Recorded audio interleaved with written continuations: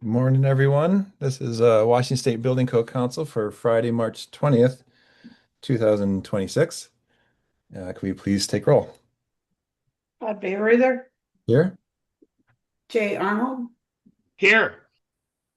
Shell Anderson,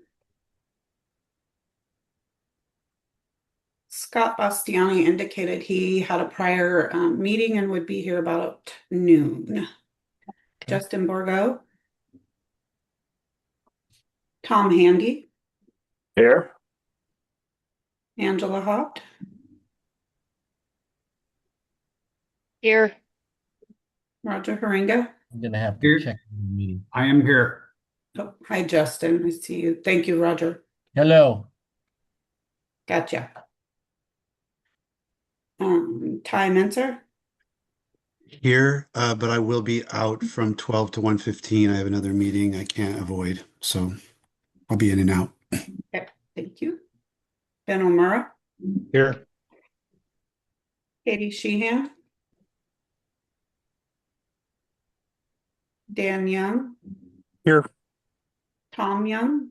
Here. It looks like we do have a quorum. And Chell joined the meeting, so Shell Anderson, I'm present. thank you. Okay. Probably my last council meeting too. Oh, that's a bummer. Thanks for joining. Okay, we'll finish off with would anyone from the public like to be recognized in this meeting? I'm getting there. Okay, I'll start with Patrick, please. Yes, thank you. This is Patrick Hanks with the Building Industry Association of Washington. Thank you. Elizabeth, please. Yeah, this is Elizabeth Torsky with Cascade Natural Gas. Thank you. Welcome. I believe Larry. Larry Andrews, Andrews Mechanical. Welcome, Larry. And then Tim. Tim Atterbury, Associated General Contractors of Washington. Welcome, Tim. Okay, seeing no other hands. We'll move into second item is to review and approve the agenda. I have a couple comments, but if we can hear a motion first to approve the agenda, please. Move approval of the agenda as shown. I'll second. Okay, Jay and then Tom. It's really more commentary. I wasn't proposing a change, but I want to add clarification on 8 and 9. We separated those out so that one action is to receive, deliberate, and recommend for making filing the package as received by the single exit tag, and then the second was then, if that's true, would we consider the second proposed amendment? Does anyone want to do that differently before we agree to this? And I think we're flexible if there is strong need in 8 to pull in discussion on 9, that's possible, but I thought this was a logical way to lay it out. Okay. That includes the public. We take, I believe, public comment on this if desired. Okay, seeing no hands, the motion is to approve the agenda as shown. All those in favor signify by saying aye. Aye. Aye. Aye. All right. Any opposed? Okay, the agenda is approved. Item 3 will be to review and approve the minutes for February 20th. As we pull those up, can we hear a motion to approve as shown on the screen? Move to approve as presented. Thank you, Tom. I'll second that. Thank you, Chell.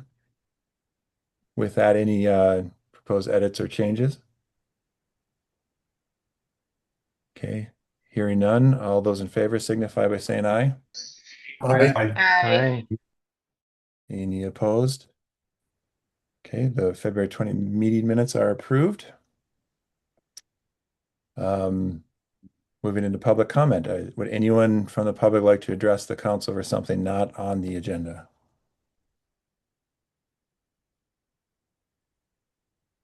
Okay, go ahead, Larry.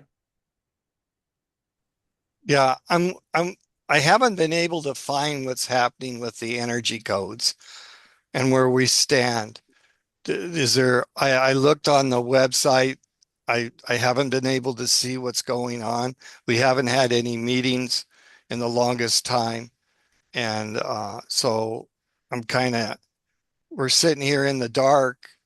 And so I'd like to know what's going on. Okay. I mean, Okay. you've had a lot of other meetings and a lot of them have been canceled, but it'd be nice to know what's going on. I mean, it kind of, the process is kind of seems like it's just dropped off the earth or something. Okay, understood, Larry. Thank you. And I think we can take 30 seconds here. I'll do my best and anyone, Dustin or Chell, jump in. So the energy codes have been already moved to direct CR 102 rule filings. So that's where they sit right now. So they will get filed with the other codes. I can't think of any current current action, so I think trust your instincts that we're in hold until they get filed. Anyone have a different take on that? Go, Larry, do you want to respond? Go ahead. Yeah. So, are you going to publish what we have or Yeah, I, Larry. Yeah, so just to remind everyone, so the CR 102 filing, which we're waiting for, and you see some of the additional items that we're gonna move into kind of an overall package, right? There are some constraints on when we can file those. So the staff has been directed at this point by the council on the energy codes to prepare that filing. I'm going to go from memory here. We have a window of about 120 days before the expected adoption date. So that's what we're waiting for before those formally get filed and become available as the public rulemaking process, and then the hearings begin and so forth. so we're gonna be able to comment on what what has been brought to us, right? Absolutely. There'll be hearings and the formal process will kick in after that filing. Okay. Dustin, do you want to actually remind us of the dates, if that's Yeah, helpful? so the dates, uh, catch me off guard on that one. Give me 1 second to pull up the specific dates. But we are in the process of drafting both the language that goes into the WAC website and also our preliminary cost benefit analysis. So since the last Energy Code Tag meeting, last MVPE and council meeting where we discussed energy codes specifically, staff has been working towards getting the filing documents prepared, and they're lengthy, to say at the least. Go ahead. Oh, no, I cut you off. I was going to ask Larry if that's helpful. Yeah, that's helpful, but the damn thing anyway. So we're looking to do our CR 102 filing after our April council meeting. So at the April council meeting, you should expect to see some preliminary cost benefit analyses for the energy codes and all the other codes. We're looking to do our CR 102 filing with the code revisor deadline date of May 6th. So if we file anytime after the council meeting in between May 6th, essentially the action will be like we filed exactly on May 6th. The publication of that WSR will happen 2 weeks after that filing date. And then the next step in the process is the hearings process. So from the filing date all the way through to where we're anticipating our hearings, which are June 9th through the 12th, we'll be taking written public comment and signups for the oral comment period. There are also availability for workshop sessions from the 12th of June through August 21st. And then our council meeting where we're targeting for making the motion to final adopt is going to be August 21st. And the filing deadline that we're targeting for that actual filing of the final rules is September 2nd. And that will be published out 2 weeks after that filing deadline. And then the implementation date is still set at May 3rd, which is the first business day in May after the legislative session ends in 2027. Okay. Well, thank you, Dustin. That was a good summary, and I hope that was helpful, Larry. So what I'm concerned about is I had quite a few proposals that never had time to be heard. And I was told I was going to get time to be heard, but then we were told we were running out of time. Well, apparently we've had a lot of time.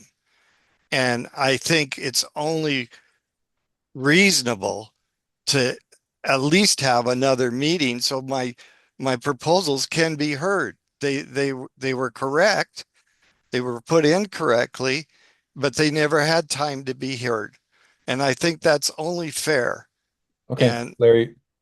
No, we hear you, and I think what we should do is let's take your proposal and receive it in an email to Dustin, and then that can help trigger a conversation but about but your it's not proposed one, changes. it's many I proposals that understand, but I just don't want to redeliberate the energy code right now. But we do right. I hear your understand. I concerns. understand. Yeah, Th but Thanks. thank you for that question, and then let's respond offline, and we can maybe have more direct conversation about it.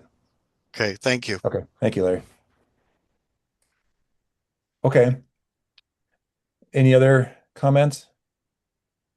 Okay, seeing none, then let's move into the committee reports, agenda item 5. Um, Dustin, do you want to help on this, or do you want the chairs to? Well, so on this one, we had, like, some of those topics that are going to come out of the committees are on our agenda here today after this. So the committee reports are really just intended to be a overview of what happened in between the council meetings. So first off, on our agenda, I have the executive committee.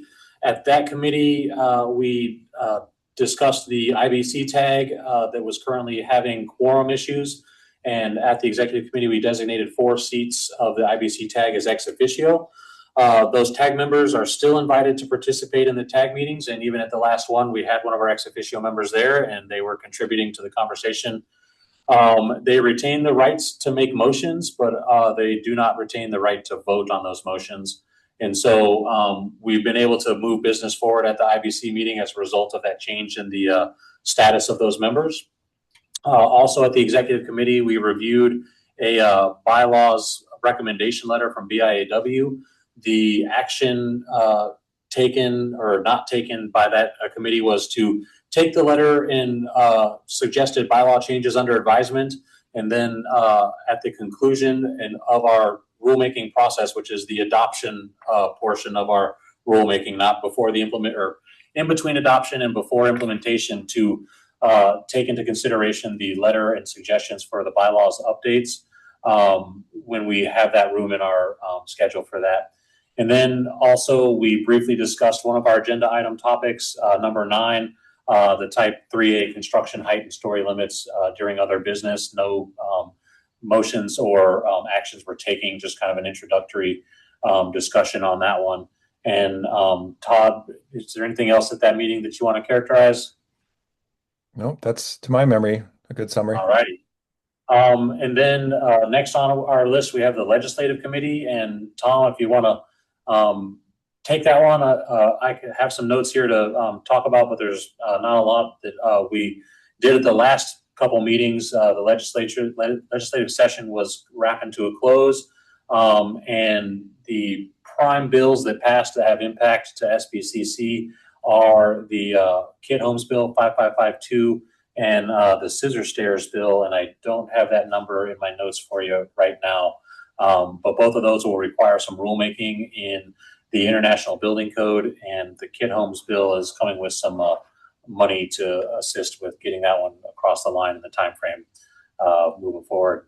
Tom, did you have anything else you want to maybe add to the legislative committee update? Yeah, I was just going to kind of read down the list of the things we were monitoring. The Scissor Stairs is 2228, and that is in law now. The some of the lower priority bills we were looking at, 1345, detached ADU limits, 5156, elevators and small apartments, and 6026, which is residential development zones. Those are still all sitting on the governor's desk. Some of the bills we were monitoring, 1859, which is housing development for religious organizations. That's passed into law. 2151, which is factory built structures, is passed into law. 2296 distributed energy resources is on the governor's desk. Permit review 2418 is on the desk, and the WUI code 6054 that really had to do only with restrictions on whether or not HOAs could impose limits that wouldn't allow the WUI code to be followed. So that's still on the desk too. But other than that, yeah, everything, all the other higher and medium priority bills kind of fell off the cliff. So that's all I got. Maybe one of the big ones from 2025 that was maybe going to circle back was 1254, which was the kind of rewriting of the WUI code statute 1927.560.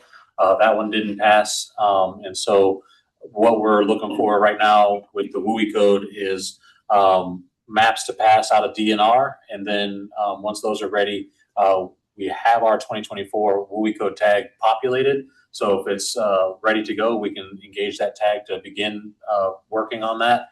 And then my thoughts on if it isn't ready until after 2027, we would repopulate the WUI code tag with a 2027 code cycle membership and begin as appropriate with the new group. Dustin and Tom, you might have said it. Did I hear the small elevator? Because that's also a tag for us. No, we didn't mention that one, but the small elevator one will be convening a specialized tag to review elevator hoistway protections and two-way emergency video communication devices on an ongoing basis. And then we'll also be looking to include a smaller elevator for a single consideration for the code. Yeah, that was 5156, wasn't it? That's still on the governor's desk. So it hasn't been signed yet. Interesting. Okay, thank you. I see a hand from Roger. Sorry, pushed the wrong button. So I didn't follow all those. I know that there are a few specialized tags that need to be formed. Some of those are required by the statute for us to do action prior to the 2024 code, I believe. Correct me if I'm wrong. So I am just thinking or wondering, knowing how long it takes to formulate a tag, get people approved before we can actually get started with work. I feel like we as a council need to get that work in process. So my question is there a schedule for us to define what tags we have to do and go through the process of getting those started? So Roger, I'll respond a little bit because this was a topic that Dustin and Derek and I kind of sat down actually physically in person a month ago and talk through a little bit how to structure this and bring it forward to the council. So as a reminder, everyone, there actually is only one specialized tag. That's the elevator one we just talked about. The other one for scissor stairs does say we shall bring it to a technical advisory group. I think the proposal to the council will be that that's assumed to be the IBC tag. So a proposal to the normal IBC tag. Unless the council decides we need a specialized tag to really develop that. And then the third doesn't, the kit homes does not call out to my memory the need to form a technical advisory group. So we have a little bit of flexibility there to propose to the council how to approach that. That one has to go fast because it has to be adopted by March 31st of next year, 2027. So if I may, Todd, the first two, what are the deadlines for the first two? Those are the next code cycle? Those were rolled into the next code cycle. Okay, so there's only one that has to be addressed immediately, and that's the kit homes. Correct, to my knowledge. All right, thank you. Okay. Is that a good summary on the legislative? Move on to BRFW. And Roger, do you want to run this one, or I can definitely run off my notes here, but most of the agenda here today is coming up and out of the BFRW committee. Yeah, I was going to say, I think that the only thing on the BFRW are agenda items 7, 8, and 9 kind of summarizes the actions taken, unless Dustin, there's something else. So I also add 6 into there. So at the last month's council meeting, agenda item number 7 should have been on the agenda. This one's a proposal for the IBC that brings in some supplements to ASCE 7, and the second supplement brings in a larger flood zone area that would impact costs significantly in Washington. And so the proposed action that we're looking for there, and with the recommendation of the BFRW, is to not adopt supplement number 2 with that proposed amendment. And then at the last BFRW meeting last week, we had some recommendations on a proposal coming up from the IRC tag impacting some alternative materials, construction appendices in the IRC. And so it's off the top of my head, I don't have them all memorized, but we'll see them in the proposal that we look at today. Thank you. So to summarize, items 6, 7, 8, and 9 came out of the BFRW. I think that's accurate. Okay. Well, if there's nothing else. Can I add one more thing to the BFRW? So with the single exit appendix, so you touched on this one earlier about the separation of number 8 and number 9. So the single exit was moved back down to the the single exit multiplex housing tag, and then back up to BFRW, and it was moved down to discuss inclusion of a type 3A height and story limit increase in the single exits proposal, and the proposal we're bringing back with number 8, it does not include that language, and that's why it's bifurcated out. I think that's accurate. Thank you. Okay, with that, we will close out the committee reports and move into the BFRW agenda items. So let's start with number 6, and maybe Dustin, it's appropriate to introduce it, please. Yeah. Give me one moment to get it pulled up here. So the story on this proposal and why it's coming to us as an individual proposal and not as part of the group of proposals for IRC is that this one was received by staff during the group 1 proposal window. It was intended to be included in the group 2 grouping of proposals, but it fell by the wayside, and then it was re-identified after the movement forward. So this one was directed by the council back down to the IRC tag to consider. And what this proposal does is, as recommended by the tag and the BFRW, is it makes available for adoption by local jurisdictions. And let me just clarify that statement. It is not a mandatory adoption for use within the state. It is ready for local adoption, and for a local jurisdiction to utilize these appendices, all they have to do is notify the SBCC. There's no review and approval process unless there's changes proposed in these appendices. So 4 appendices here are proposed to be ready for adoption. We got the Appendix BI, light straw clay construction, Appendix BJ, straw bale construction, Appendix BK, cob construction, and Appendix BL, hemp lime construction. And within the code sections here, the proposal initially came to us proposing to just adopt the model code language within the appendices. And it was identified by tag discussion that there's some characteristics in there that should be flexed to more meet Washington considerations, primarily references to climate zones and also references to energy chapters within the IRC have been flexed to reference the Washington State Energy Code. First in the proposal document here is a modification to WAC 5151-102, which talks about the appendices and their readiness for adoption by the local jurisdiction. So the new appendices. Dustin, I see a couple of hands up. I think the question might be, are you intending to share your screen? Oh, I definitely am intending to, and so apologies for not. And if Roger Shell, you had a different question, please raise it. I am just Dustin as you go through it. A question was raised to me about the seismic design, and so I am going to have some questions. I can wait until afterwards if you want. I have the sections flagged. So if you want to go through an overall review of it, that's fine, and then I will come back and ask that question. Gotcha. So we are amending a model code section 101.2.1, which references the appendices in the IRC code, adding these as ready to adopt appendices to this existing amendment language. And there's no other model code changes outside of the appendices other than this one here. Moving into the appendices, we flex most of these just to reference the Washington Energy Code and climate zones. And then we did address some of the seismic design considerations there and where they can be applied. So right here on the screen here, we show some seismic design categories where this would be applicable. And all the changes to these appendices from the model code version are shown in strikeout and underline and highlighted for the emphasis, because they're not just one after another. There's not massive modification to these appendices.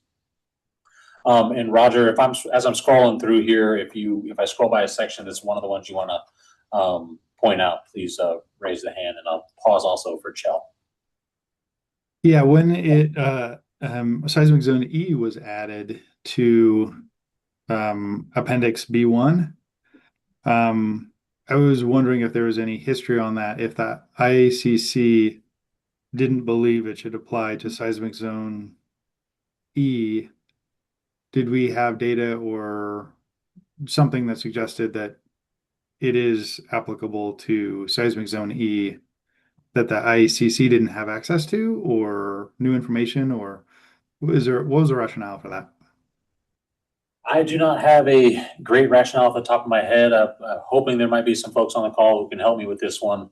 But I know that on the peninsula, there's a large section of seismic design category E that thought should be included there. And so with the change in the mapping within the model codes, we wanted to make sure we're covering those. And I believe that the consensus at the tag was that the inclusion of at least this type would be acceptable within seismic design category E.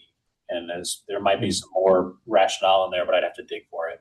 And Dustin, our structural engineering representative, has his hand up, so I think we'll call in Roger. Yeah, my question, Dustin, and I apologize, I have not delved into this in too much detail, but I went through and looked, and the light straw clay is allowable in the seismic design category E. The straw bale is not, as far as I can determine.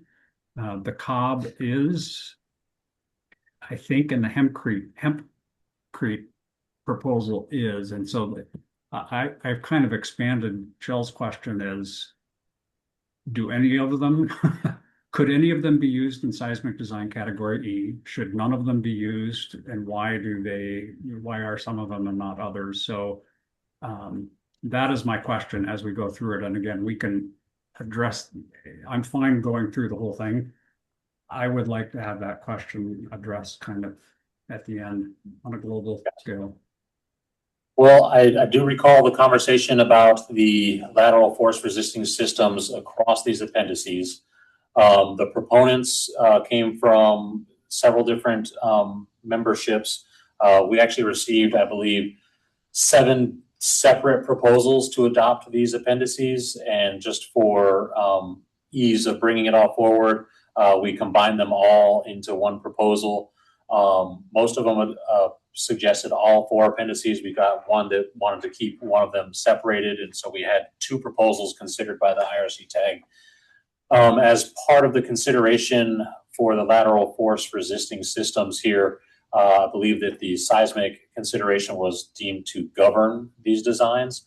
And if the seismic E is not in one of these appendices, I believe that there was evidence within the appendix and the justification from the proponents saying that, you know, the design capacity for these materials wasn't there for use within seismic design category E. But I'm also speaking from memory on that one, and I don't see any of our proponents for these proposals online. So if there's folks from the tag who remember these conversations a little bit, I would be grateful for some additional clarity there. But I'll continue running through here and try to identify the questions there. And is your hand still up, Roger? You got it? Yeah, no, I agree with the approach, Dustin. Let's go all the way through it, and then once we're through the whole document, we can revive this conversation. And so, okay. So we are still in straw clay construction.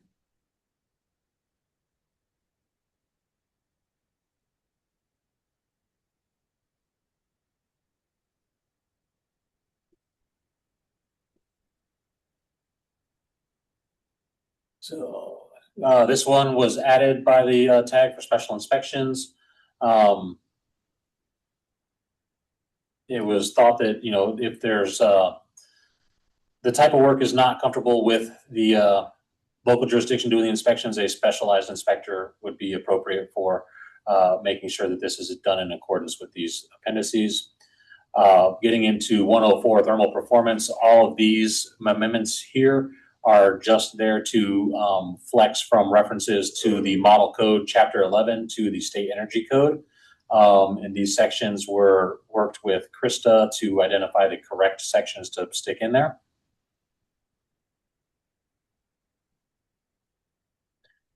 And now we are into a new appendix, Appendix BJ, straw bale construction.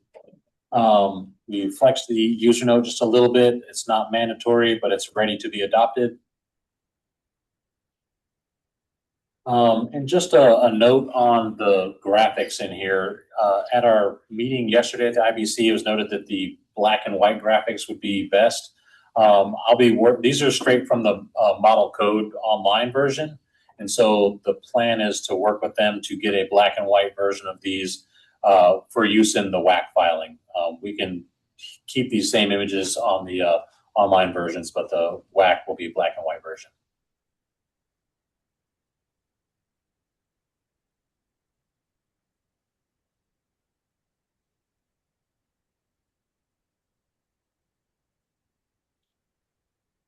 Here's another modification to make it more Washington specific. We do not have climate zones 6, 7, and 8 available for use in Washington, and that's set in statute.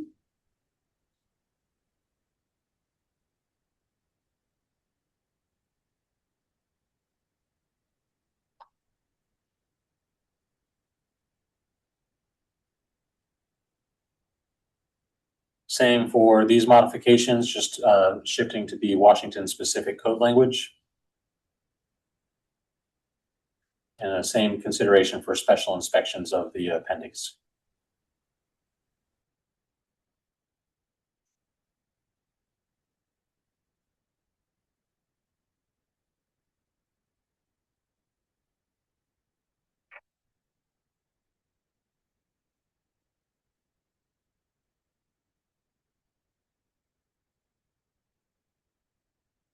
So we'll see, just to talk about the seismic considerations a little bit since it's here in front of my face. These are model code tables, and so the consideration by ICC was done for the inclusion of seismic design category E, at least within this table. And Ben, I see your hand. Yeah, Dustin, just a editorial question. I saw the change to point out the Washington State Residential Code. Is that something we are typically avoiding and just referring to the model code? I think in the interest of keeping amendments as short and concise as possible and sticking with as much model code language as possible, that has been a discussion topic across multiple of our groups. And I don't think we have one specific answer. I think there's some proposals out there that are proposing to shift the language to reference a Washington specific code. But then the question arises, are we going to do that to all the references across the entire code? And right now, as the proposals stand, we'll leave them as approved by the tag and committees and council. But for this one, if we wanted to make that change to just reference the IRC instead of the Washington Residential Code, I think that would work for us and reduce potential conflicts with rulemaking in the future, so that if we make changes that they don't get lost just because they're minute, small, and scattered everywhere. Okay. Yeah, that was what I was asking about. Thank you.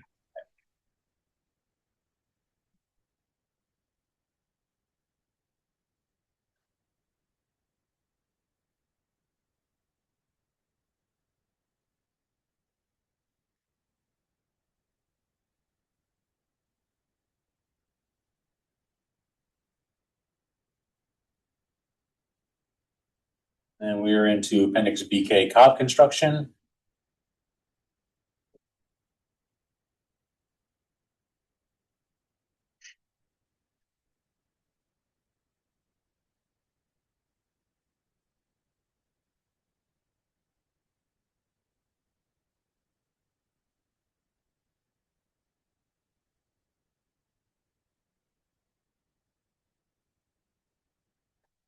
And it looks like for the, no, sorry, that's not what I was looking at, or wanting to look at.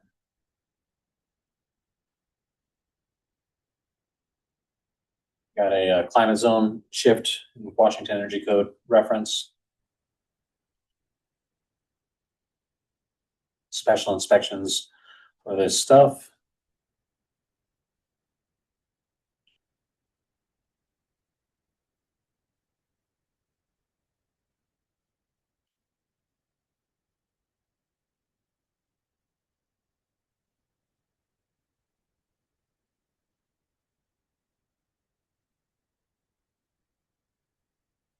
I'll pause. Hoyt, you have your hand up?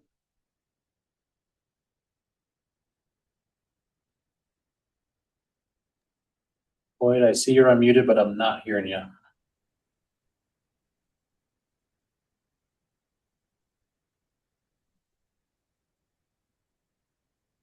Still not hearing you, Hoyt. If you do get the microphone wrapped up, just go ahead and holler out, and I'll continue with the roll through. If you speak up, we'll get you.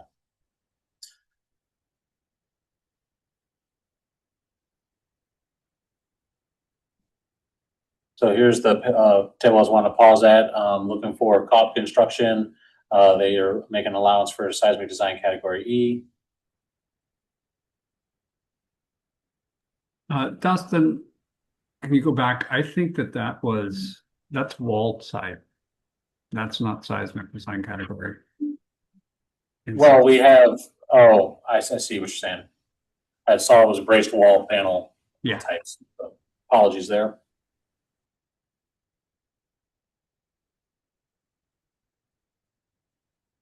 This one's seismic design category A, category B,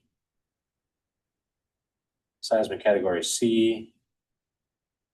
And it looks like it stops there. Hey, sorry, Dustin. Can you hear me now?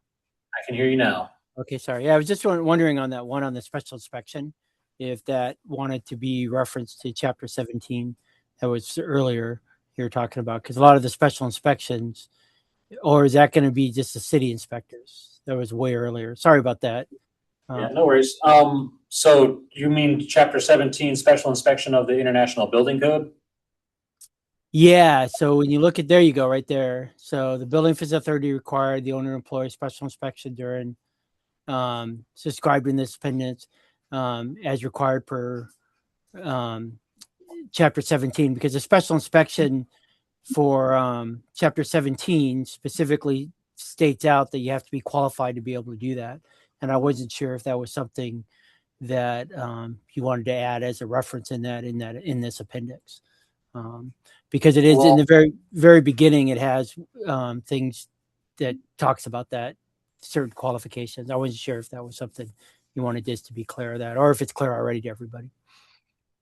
I know that this was a topic that was discussed, at a little bit of length at the IRC tag. I don't recall anybody bringing up the notion to make the reference to the building code. And I think as much as possible, the desire is to try to keep references out from the building code so that people can stay within this book as much as possible. And just curious, I don't think that the IRC has anything in it regarding special inspections. And maybe this, instead of referencing Chapter 17 in the building code, would be employ an approved special inspector, and that might be the clarity that we need. Yeah, you should say something approved, because the problem is the IRC is a prescriptive code, right?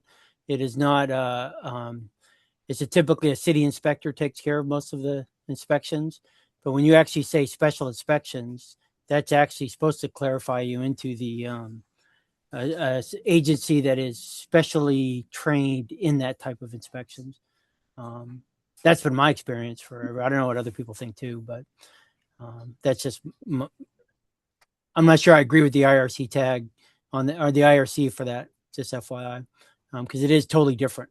So it should, if it's going to be, if it's not going to be special inspection, it should be inspections. Because I don't. When I read through this, and I've been reading through it while you guys have been going through the meeting, it does. There's no direction to tell you what to do, which again is authorized required owner to employ a special inspector during construction. The IRC doesn't have really special inspections. It's all from the IBC, based on my experience. But I'm not in the IRC every day, so. Gotcha. Well, I would be curious to hear from the folks on the call if the addition of the approved special inspector, that would make it so that the local jurisdiction makes the call on who is doing the special inspection, if it's the county inspector, city inspector, or a third party, or if what is drafted, because each one of these special inspection sections across these appendices reads the same. So I'd be curious to know what the folks who work within the IRC most would think would be best for these appendices. But I will continue rolling through. Maybe folks on the call think about that one just a little bit, and then we can maybe revisit as we talk about the document as a whole.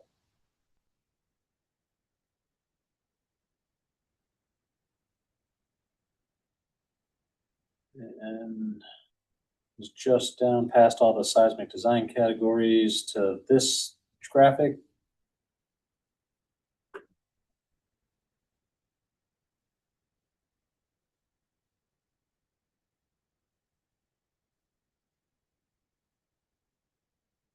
Have an amendment here shifting to Washington State requirements.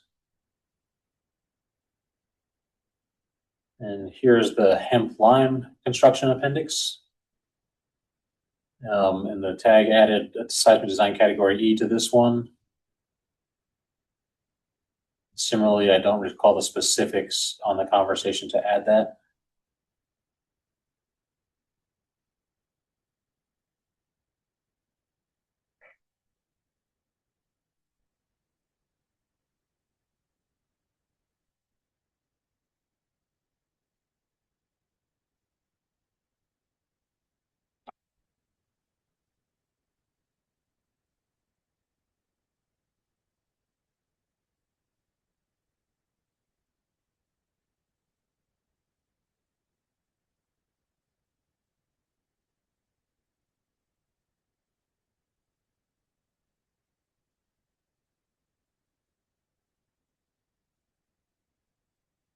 Similar special inspection statement here.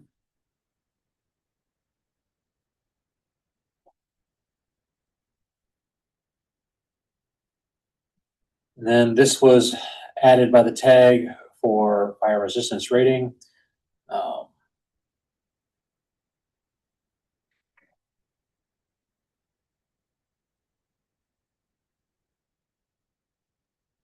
Or energy code shifts. And then that is the end of those appendices. So we got two kind of questions that were raised out of the review there, which is seismic design considerations and then also special inspection considerations. Roger, did you want to go back to a specific section to discuss the seismic design? Sure. I have tried to kind of get my arms around what is spelled out in each of the four appendices, and they approach it differently. If I look, so if I start at the top, Dustin, page 7, which is the light straw clay construction. If you can go all the way up to the top of the document, again, page 7, I don't, yeah. So I've delved in a little further. So that has added seismic design category E. However, the rest of that sentence says it needs to be designed, the seismic design. R 301.1.3 says the seismic design needs to be designed by a professional engineer. So I am okay with that. As long as it is designed by an engineer, it's not, you're kind of stepping out of the prescriptive path and you're just saying an engineer has to stamp it and design it and stamp it. So going to the, what's the J, the straw bale is on 23, page 23. And this is the one, again, they're called out differently, how they deal with the seismic design. I don't see that on BJ 105.2. Right there, it says braced wall panel lengths increased by 6 shall be the end of it. They shall be increased by 60% for buildings in design categories C, D0, D1, and D2. I don't see E there.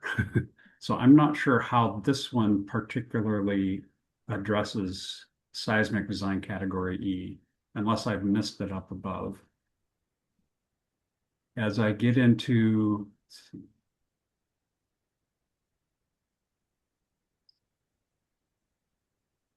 yeah, and then if you go to table, let's see, this is page 33, table 106.13.3 is basically wall design category. And if you look at that, it goes, yeah, go down there. So there's the seismic design category C, D0, D1, D2. Doesn't address D3. Oh, I'm sorry, E. So again, it seems to me as though the straw bale is not allowed in E. And if that is intentional, I'm fine with that. Or if it is somehow up in the code section that I have not found yet, where it says if in E it has to be designed by an engineer, that would be acceptable to me as well. If I go to page 43, which is the Cobb construction, is BK 105.2. Item number 3, it says limited to use in seismic design category A, B, and C, except with an approved engineering design. So again, I'm okay with that. It says an engineering design. And then the hempcrete on page 64, BL 101.1 in the scope, it also says it needs to be designed. So I'll let you get to it just so people can see that. Right there, 101.1, again, seismic design category E is added, but it says it needs to be designed according to R 301.1.3. So the light straw, the cob, and the hempcrete, I think are covered. It just says it needs to be engineered. I guess I would need to go back to the straw bale and ask, is it intentional that it is not allowed in seismic design category E? Was it meant to be included? Was a note added, needed to be added that said needed to be approved or designed by an engineer? And to be honest, Dustin, I think that if it comes down to it, I would be fine. I'm assuming the intent is to move these along to CR 102. I could ask that question as a public comment and we could discuss it during that time period. I'm fine with that as a way to move forward, but I do think that that question needs to be answered. So as far as I'm concerned, that's the resolution as far as I'm concerned for the seismic design category. I'll continue to look if I can find more information about the straw bale here while we're discussing the special inspection, if you want to do it that way. I like that. Patrick, you have your hand up? Yes. I do think with BL, the one that we're looking at, that was probably an oversight not having E get included for the 1 and 2 family dwellings in addition to the townhouses. But overall, I'm not I appreciate Roger for bringing this up, but I don't think it'll be the end of the world if this gets approved. There will still be a code path, although it maybe could be worded a bit more cleanly through amendments. But the IRC allows an alternative determination for seismic design category E. If they meet one of two exemptions, they can get reclassified as D2. So if they do that, and that's in the base code. So if they do that to get reclassified as D2, then they can go through this appendix and just meet the requirements of D2. So not having specific rows or columns for category E and tables and stuff, I don't think will be the end of the world because they can just do the alternative exception, get reclassified as D2, and then go through the appendix. And that'll be a pretty niche case scenario because there's not a lot of category E in the state. And then within that, it's probably not super likely they'd be using these materials. So if they're kind of already in that niche case, they'll probably already be understanding that they're going to have to go through some extra steps. Yes, Patrick, I completely agree with you. And that's why I think I wanted to make sure I understood it. I agree there's a path, although, and it's also kind of why I concluded, if at the end of the meeting today or during this meeting, we vote to approve this and move it on to CR 102 where we get public comment. I think part of the public comment it would be editorial. It's not really changing the end result of these appendices, but it would be making it more clear. And you're right. The BL 101.1, why you can do in E in townhomes, but not 1 and 2 family dwellings, that doesn't make a whole lot of sense to me. So those would be clarifications in my opinion. Tom? Yeah. So I'm a home builder in the private market, but I do other things trying to help get affordable housing built for those people in our community that needs affordable housing. So I think the more options we have, for builders out there, although we don't build with this type of material, I think it would be helpful in potentially other ways to help, reduce housing costs and allow more homes to be built to, serve, anything we can do to lower the cost of housing. Other options also help to serve the, people in the affordable kind of housing community. So I would kind of like us to try to move this quicker to make it available. Wait. Yeah, I would just hopefully you can hear me. I would recommend deleting E if you're not going to put F in there. I would just keep it a C, D, because E is a soil properties are quite different. And a lot of times you have to have a geotechnical engineer. And if this is going in the IRC, I think it should be just C, D0, D1, and D2. We have areas in Tacoma that has E's, soil properties that have to deal with that in some of the design categories. And we definitely would not like to have this as a prescriptive method through the IRC in a site class seismic design category E. So if I may jump in, Hoyt, I think that's a good comment. I think there have been a lot of good comments today. And Roger, I think you also helped frame this well, that a lot of the actions we're taking today are these appropriate to file into rulemaking, and do they get us the best public process response? And so I don't disagree with your comment, Hoyt, but the question I have is it better to include it as recommended by the TAG now so that we can get the public comment of why we would want to remove that rather than making that decision, right now, today? Go ahead, Patrick. Sorry, Justin, I'll take it over as we kind of get to the finish line here. Yeah, it can be a little bit confusing when you get into the E because you start getting the approved design and that starts getting into IBC. But I don't think the IRC uses design category F. It only goes up to E. I think that's in the IBC that it uses. It goes up to F. Okay, good comment. Okay, Dustin, do you feel we're converging here on I think so. I mean, as far as the seismic one, it sounds to me like that we might be a little short-sighted by removing it, right?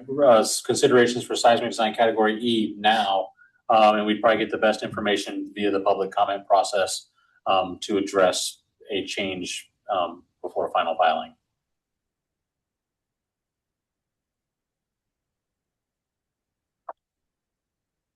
I think that's my personal recommendation, but we'll leave it to the council on any motions. Go ahead, Hoyt. Yeah, I would just, if you're going to do that, it seems weird. You're doing townhouses that are have higher occupancies, obviously, because you can build 100 townhouses in a row. And then all of a sudden you do it in 2-family dwelling units. You don't have it in there. I mean, it's just weird. I mean, if you're going to keep it like this, you want to do it to public comment. I would also add it in 2-family dwelling unit seismic ID to D2 and E then, because it makes logical sense. If it's okay with townhouses to be an E, why isn't it okay with 2-family dwelling units? It just, I mean, to me, it doesn't make absolutely any sense as an engineer. So. Okay, I think those are good comments, Hoyt. I think for the council now, again, the question is what is best to include or not include to, converge on the best public process at this point.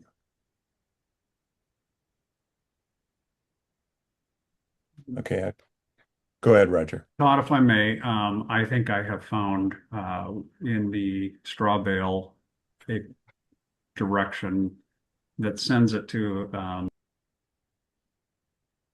in seismic design category E. Dustin, it's on page 30, 106.13. It also says seismic design shall be in accordance with 301.2.2. And if I go to 301.2.2 in the residential code, it says buildings in seismic design category E shall be designed to resist seismic load in accordance with the IBC, which would be I'm assuming would be a stamped engineered design. Is it this section here? 613, yeah, right in the third line down at the end, it says seismic design criteria shall be in accordance with 301.2.2. So what I think the summary is, I think all of them, there is a path for all of them to be used in seismic design category E, but all in that case, they all go to a engineered design, which I believe is appropriate. It's just that there's how they get there is a little bit different. And so the question would be, do we want to clean that up and make it more clear? That, in my opinion, could be dealt with during public comment and before final adoption. So, and Todd, before we move on, I would be ready to make a motion, but I think that we do need to address the question about special inspection that was raised, and so. Okay. And I'll remind the council, we don't often do this, but if there is kind of a responsible enough that we feel moving this into the process to direct the staff for filing, the council always still has the ability to ask questions and if refer questions back down to the TAG. So it is possible for the TAG to meet on this topic and prepare, a public comment if we want to look at it that way. So to your question, Roger, I don't know. Does anyone on the council feel qualified to speak to the special inspection?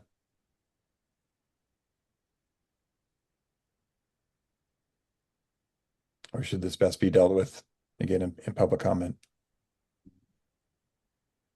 Hoyt, I see your hand up. Do you still have your hand up? Sorry. Nope. Okay.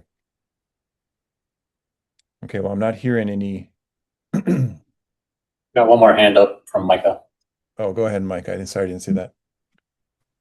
That's okay. I'm not sure I'm qualified to speak to special inspection either. That might not be the right word. Sorry. Yeah.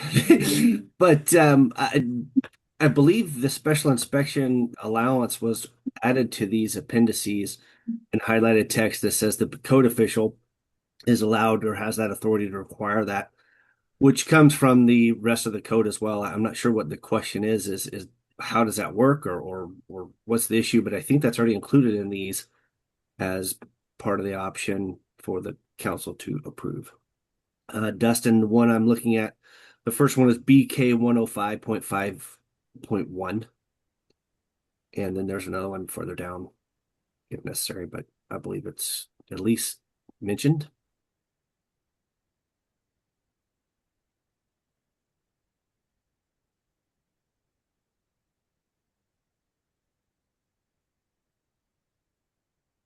Okay, and Hoyt, would you mind raising your concern one more time, please?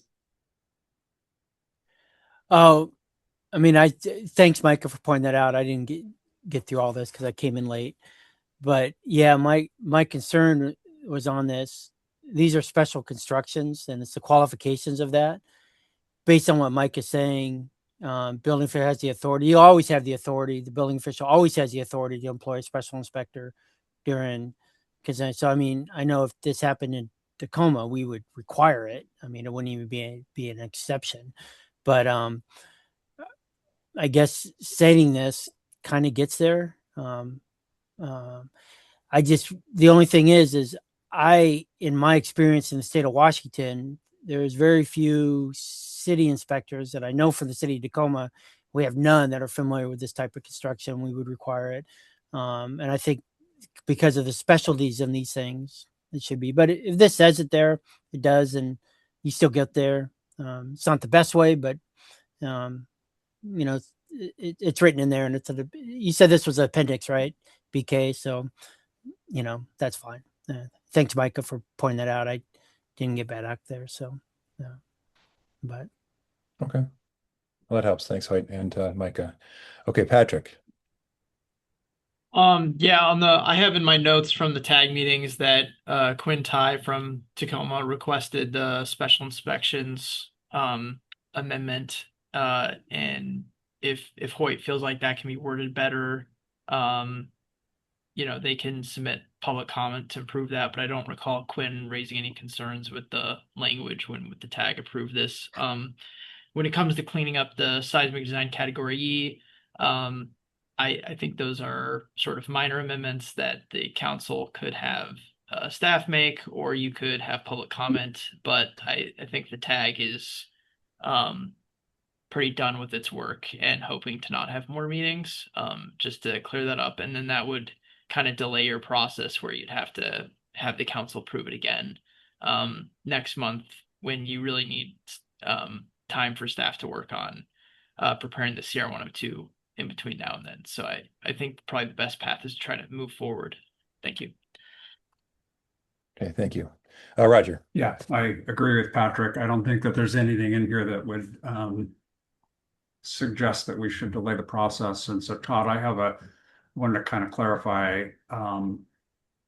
prior to going into 103, CR 103, there may very well be some editorial comments or some larger comments that come out of public comment that this body is going to have to address before we file CR 103. Is that a correct statement? To my understanding, yes.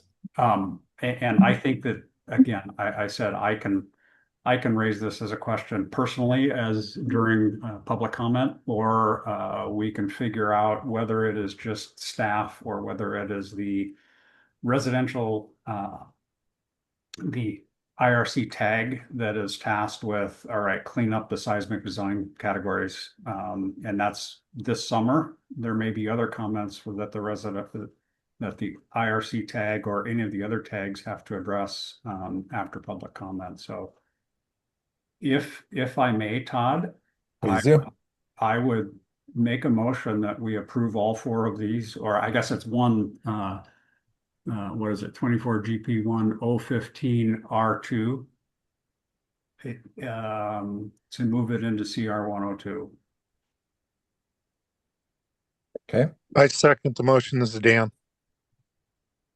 Okay, it's been moved and seconded. I'll might rephrase that a little bit to direct staff to prepare filing as shown on the screen. Yes, thank you Okay. for that clarification. No. It's I don't know that it actually clarified anything. I just wanted to make sure that by approval, that's what the action means. Yes. Yes. Okay. I see that's still Roger's hand. Okay, so is there any other council deliberation then? Okay, with that, I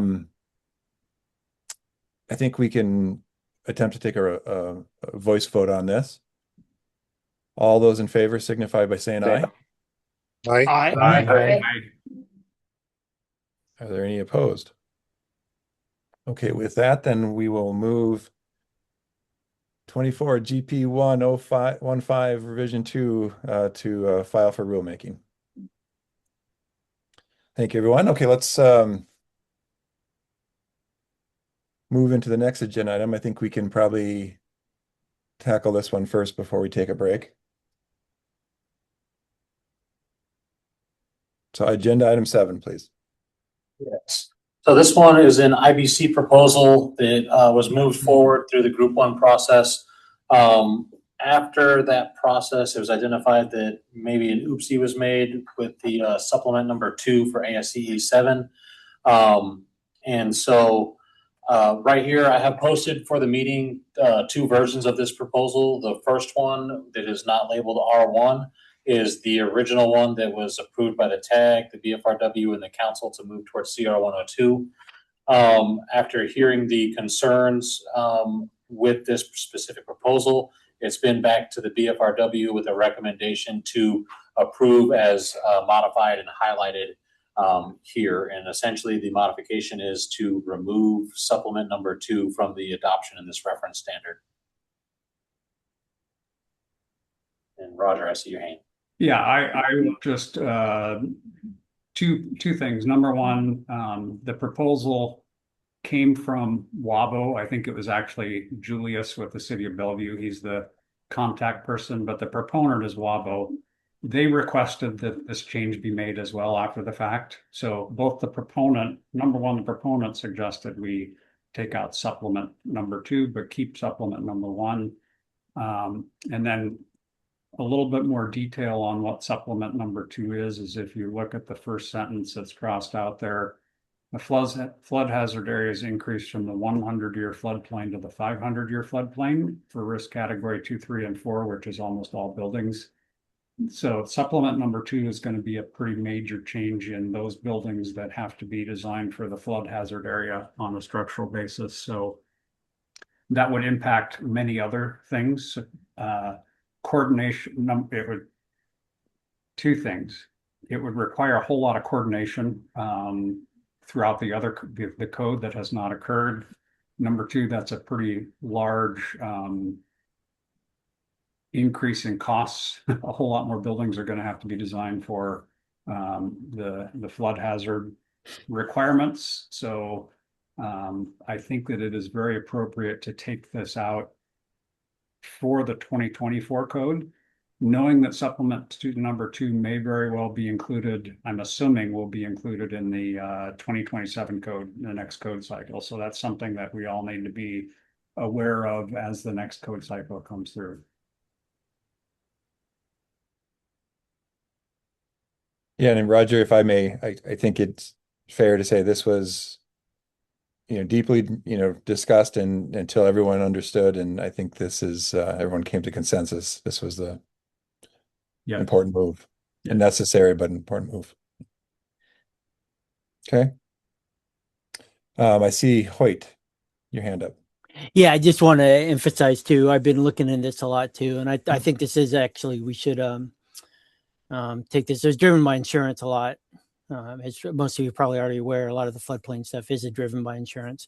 But yeah, going to the 500, that's going to be a huge cost that's going to be there. And I think it should be worked through the national level and keep going there before we start adopting. And I think this is something, I don't think we need to add that additional cost to our constructions right now by keeping that supplement too from changing to the 500 year, because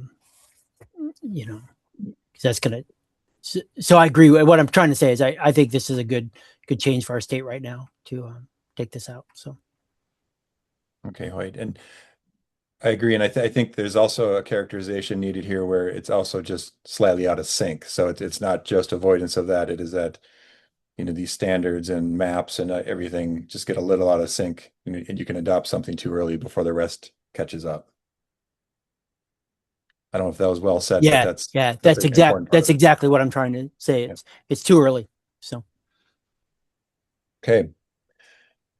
Any other public comment? Any other comment before we make a motion as the council? Okay, if not, entertain a motion. Go ahead, Roger. Yeah, Todd, I will make a motion. I just have a little bit of a clarification. So I believe 24 GP1 053 was approved by the council. So, and Dustin, maybe you need to correct me if I'm wrong, but I think that went through all of through the IBC and was grouped with all of the other proposals. And so what I believe the motion would be to replace 24 GP1 053 with 24 GP1 053 R1 and move that version, directing staff to move that version into CR 102. I would say yes. Okay. Then if you can group that together into a motion, that's my motion. I'll second it. It's been moved by Roger and seconded by Chell. Hoyt, I still see your hand up, but I think it's left over. Is that correct? Okay, thank you.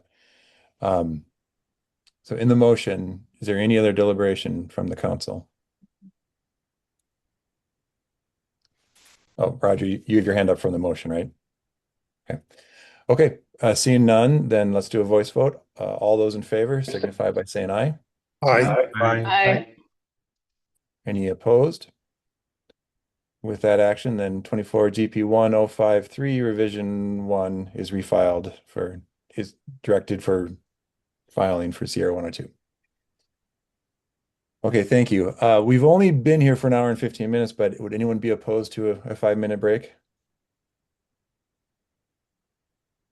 Okay, well, let's do that. Let's come back at, we'll call it 12:18, please. Thank you.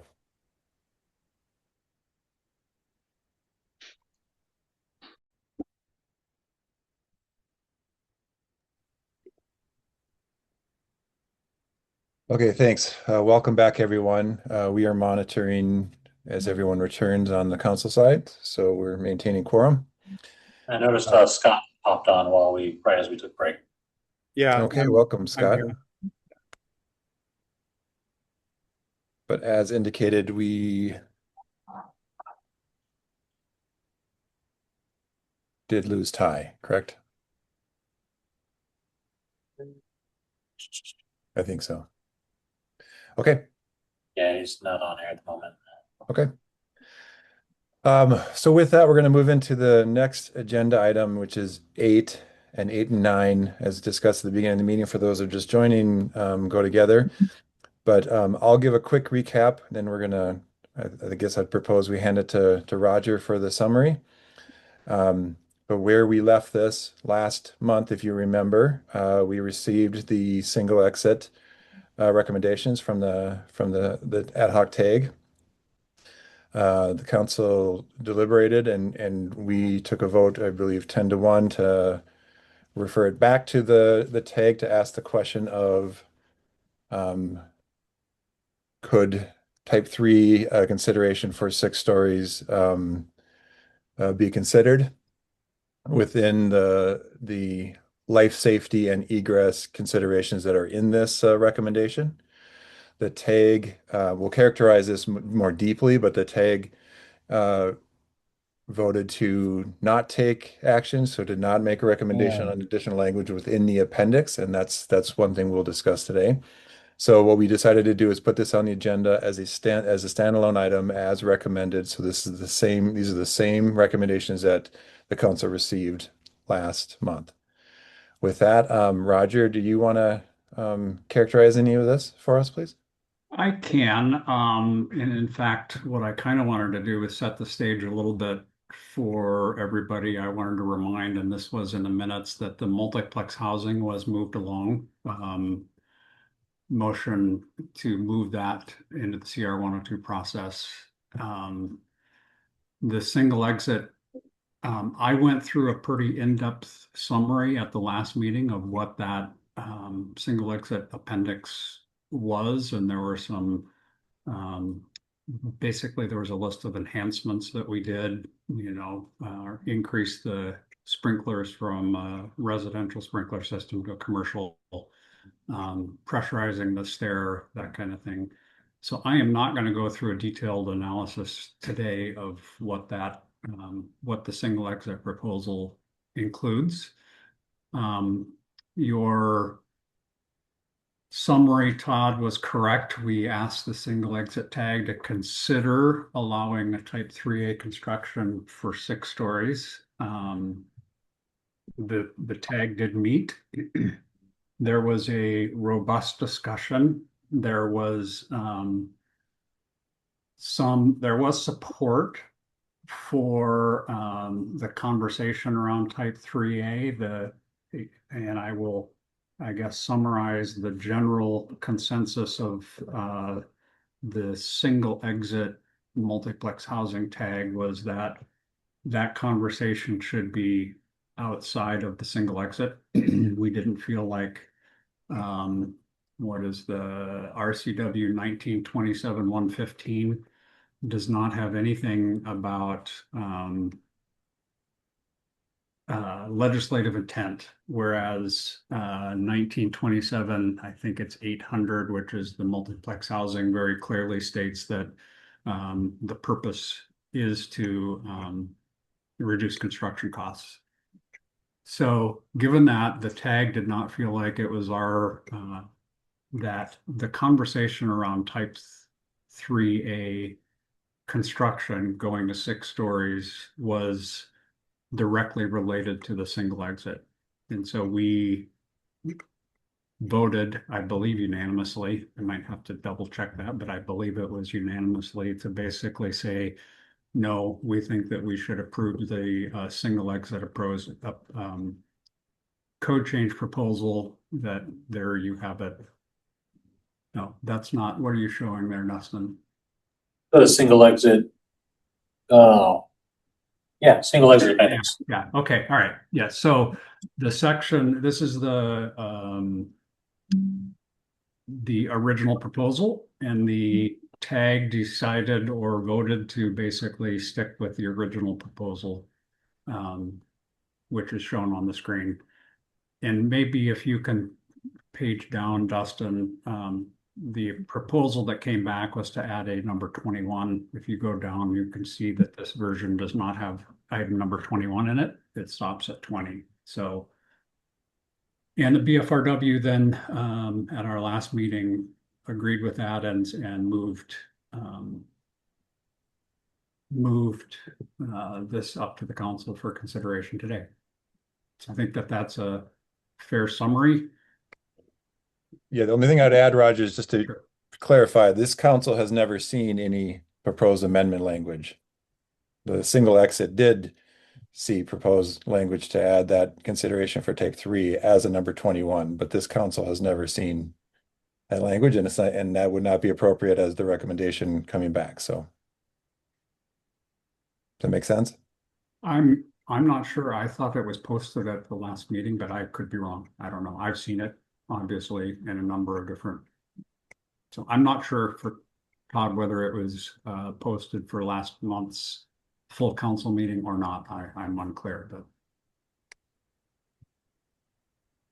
Okay, so my memory was not in that, so I just want to make sure that was not a proposal by the council for the tag to consider. That was language that was offered as an amendment. for to the technical advisory group, which was then, it was recommended not to include that. I mean, if you want to look at it, it's posted obviously in the TAG meeting. Okay, go ahead, Chell. Okay, I'm trying to follow this, and maybe I'm not following it. But Roger, you said what we see in front of us was approved by the tag or not approved by the tag? What you see in front of us, Chell, is the proposal for the single exit that was approved by the tag originally.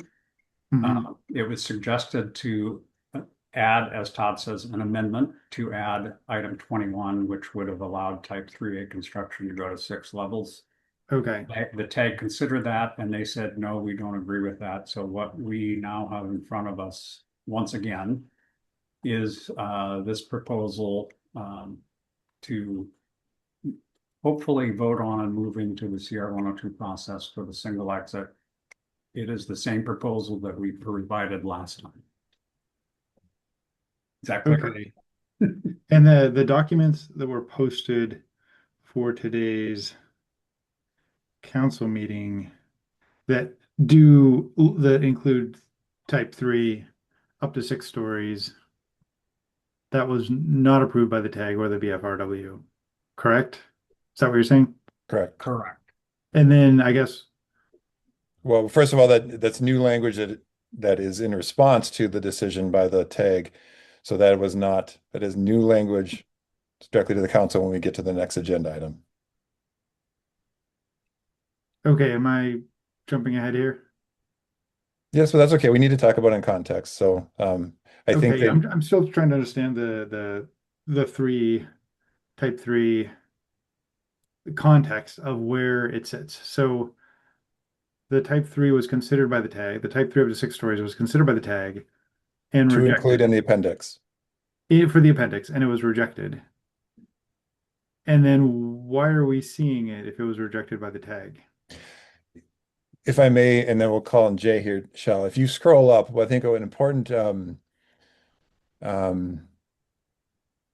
understanding that I came out of a lot of the tag meetings is right in the first, keep going up to the scope and purpose, is a reminder to me at least, in 101.2 there, that Appendix XX is intended to provide an alternate method of construction to requirements in section 10.06. So 10.10 is the means of egress section in the IBC.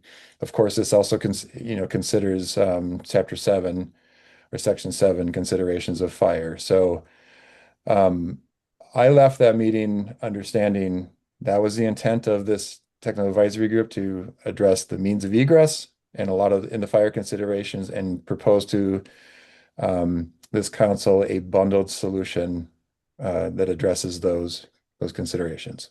So that's in front of us in this package. And also, when we looked at this at the last month's council meeting, there was no motion to move it towards CR 102. The motion was to move it back down for additional consideration of that topic. And so the recommendations come back up to not include that language, but recommend what was before the council last month in the same line. But now we've addressed the deliberation on type 3A considerations for the appendix, and we're trying to move the appendix forward so that we can accomplish that legislative task. Okay, I'm sorry. Go ahead, Roger. Yep, I'm not. Well, Shell, I was just gonna clarify a little bit. I am not sure it's completely accurate to say the reason that the tag denied it is we felt like it was a bigger conversation that applied not just to single exit, but we should talk about it as a more general conversation. And so from the tag's perspective, what you see in front of you is our recommendation for an appendix for the single exit provisions. Which, sorry to jump in, but which does not include the type 3 up to 6 stories, right? Yeah, correct. Okay. Just to be 100% clear here. And I'll ask questions when we get to the next topic on 9, I think. Yep. Okay. Okay, good. We're getting there. Angela. I was just going to say that, yeah, the tag discussion was that the type 3A 6-story should be a discussion had at the IBC tag where it's those subject matter experts and that technical advisory group, and that having the 3A 6-story only apply to the single exit penalized buildings that actually had 2 exits. So that's where we were at. So then, yeah, we'll discuss the merits of it when we get to the next one. Thanks. Okay. Thank you, Angela. Want to make sure we give an opportunity. Anyone from the public like to comment? So again, on this agenda item, we're discussing the council taking action on moving the recommendations from the tag to Sierra 102 filing. Okay, I'm not seeing any. Oh, go ahead, Hoyt. Yeah, I worked on this tag a little bit, and I'm up for going to the CO 102. Just wanted to add that, just so it's on the record. So great, thank you, Hoyt. Okay, I see no other public hands. Council, are we in a position to make a motion? I would like to make a motion, Todd, to move Appendix XX, which you see in front of us, the single exit provisions for multifamily up to 6 stories, directing the staff to move it into the CR 102 process. Okay. This is Dan. I second that motion. Great, thank you. Any deliberation? I think we've said it many times in this council. Thank you all that are involved in this process. It was a lengthy and robust process. Okay, with that, let's try by voice vote. All those in favor signify by saying aye. Aye. Aye. Any opposed? With that, we will move Appendix XX into Sierra 102 rulemaking. Okay, thank you everyone for that. Okay, now, if we're ready on item 9, maybe I'll start because I have raised this question with multiple hats. So framing this, the question when it comes to 6 stories is if now the appendix is true, the council's taken action on these means of egress and fire considerations for this new typology that we've been asked to address. And we look back to the legislative mandate. It directs the council to do this. And then it also says to do it to 6 stories. So that is really now the basis for why we're asking this question. That is the technical side of it. So are there technical pathways for 6 stories in the building code for construction types, for example? Yes, of course. We have multiple building types that were included in that appendix that are listed that are usually 1 hour fire rating and above. The exception there is type HT, which is technically a 0 rating, but it is understood as a prescriptive equivalency by most in 1 hour. The 2 that were not included were 3B and 5B, which is 0 rated. So then it comes to the council for the broader consideration of are these recommendations then feasible? Do we have a feasible pathway, meaning whether you want to look at that rigidly in some of our requirements for cost benefit analysis? Do we want to look at it for small business analysis, or do we simply held by our requirements in RCW 19.27 that any rulemaking in amendments to the code that the council uses its authority to adopt, shall have a feasibility test to it essentially. Now we can debate where that is and how we consider that, but of course we could consider and give technical pathways that have no market or other feasibility that would ever get developed. And is that really now useful to the state? So that's the basis. So in that question then, I posed to the council in that context as a chair, and then I will also pose in my seat as materials representative that we want to be inclusive of all materials of construction types if possible. Does this additional package then allow us to add that 6-story of what we consider typically consider more platform frame typologies? And that could be light frame wood, cold form steel, CFS, or technically there are new provisions for CLT bearing walls that are going to be a little challenging to use in ASC 7, but they're technically there up to 65 feet.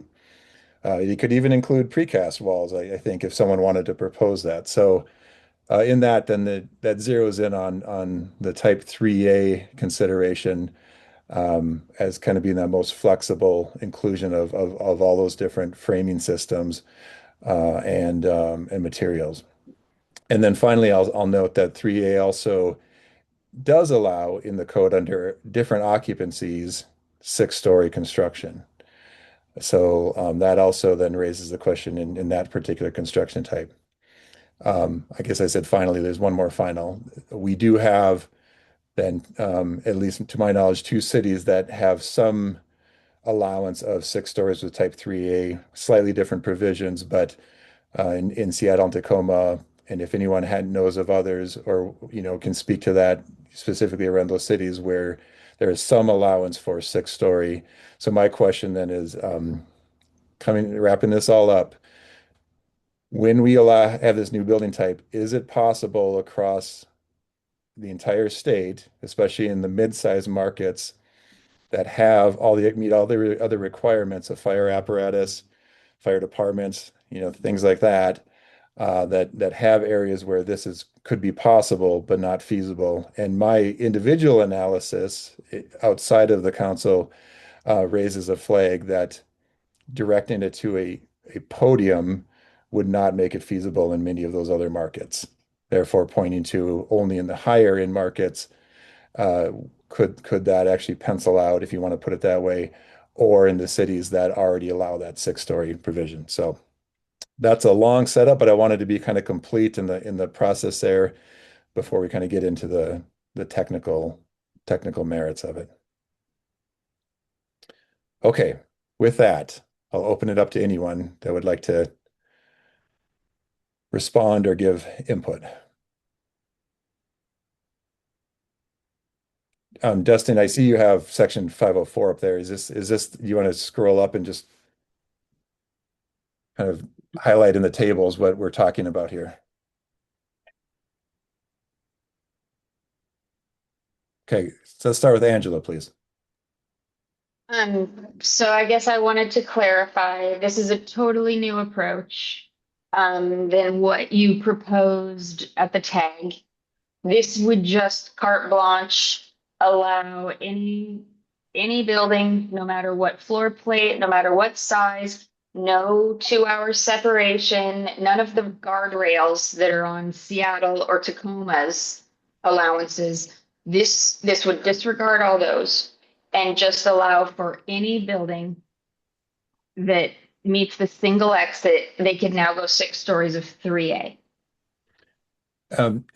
Dustin, can you scroll up to the actual language, please? There we go.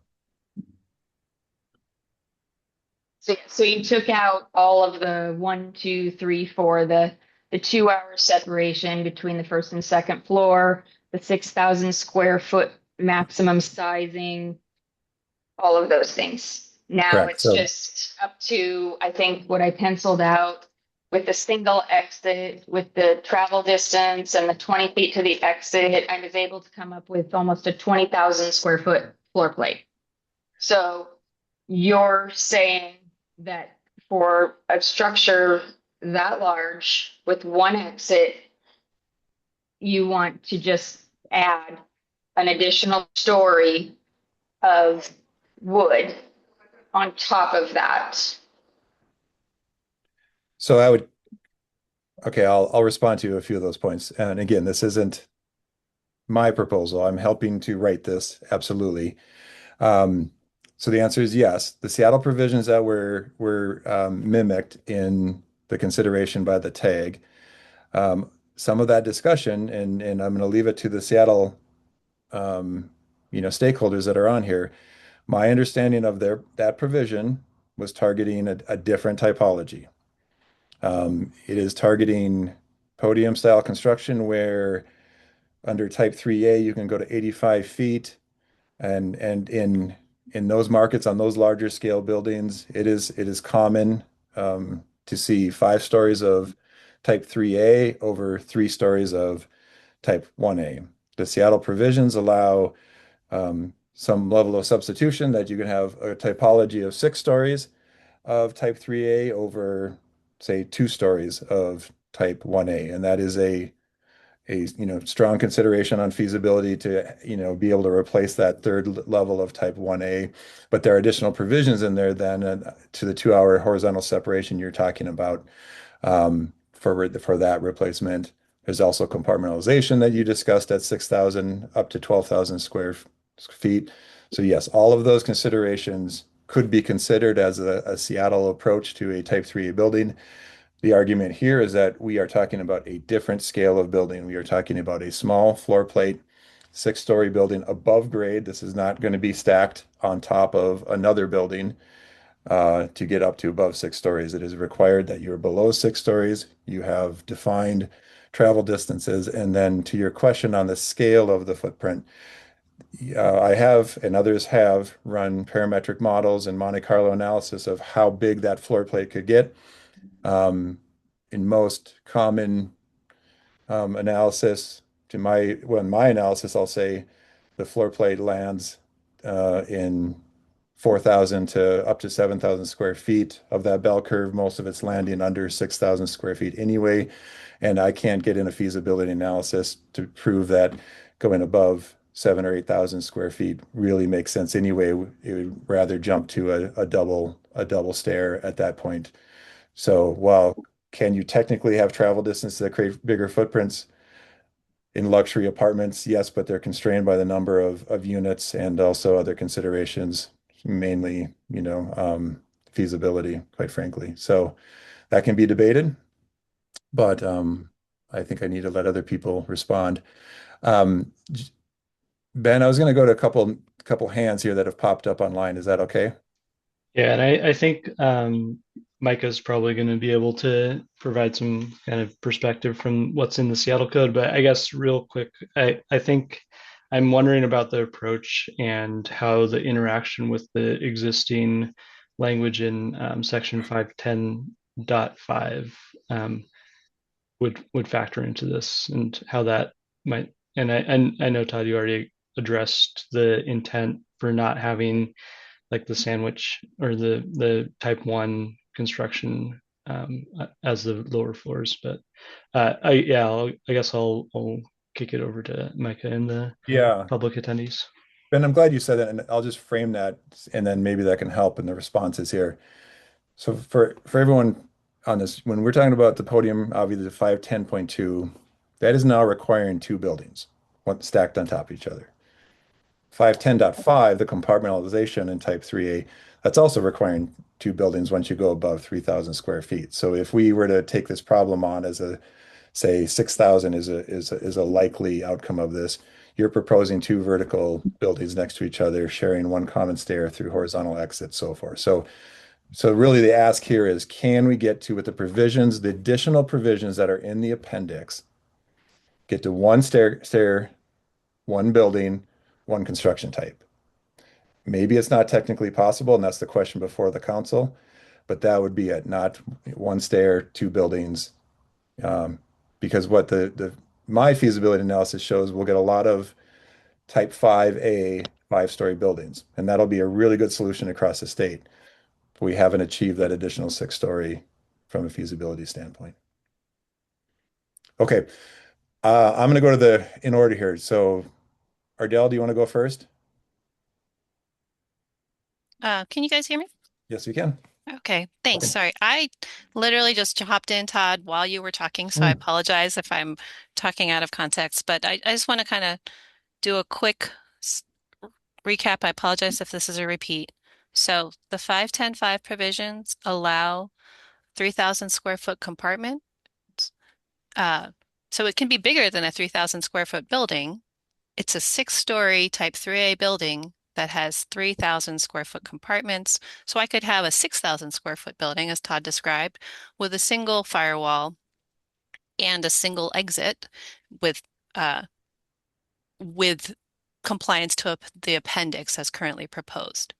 And so if you were to do a 9,000 square foot building, you'd have 2 firewalls and you could still, the that doesn't mean that the opening through the firewall has to be a horizontal exit. So I just want to state that that doesn't, that's not in the 510.5 provisions.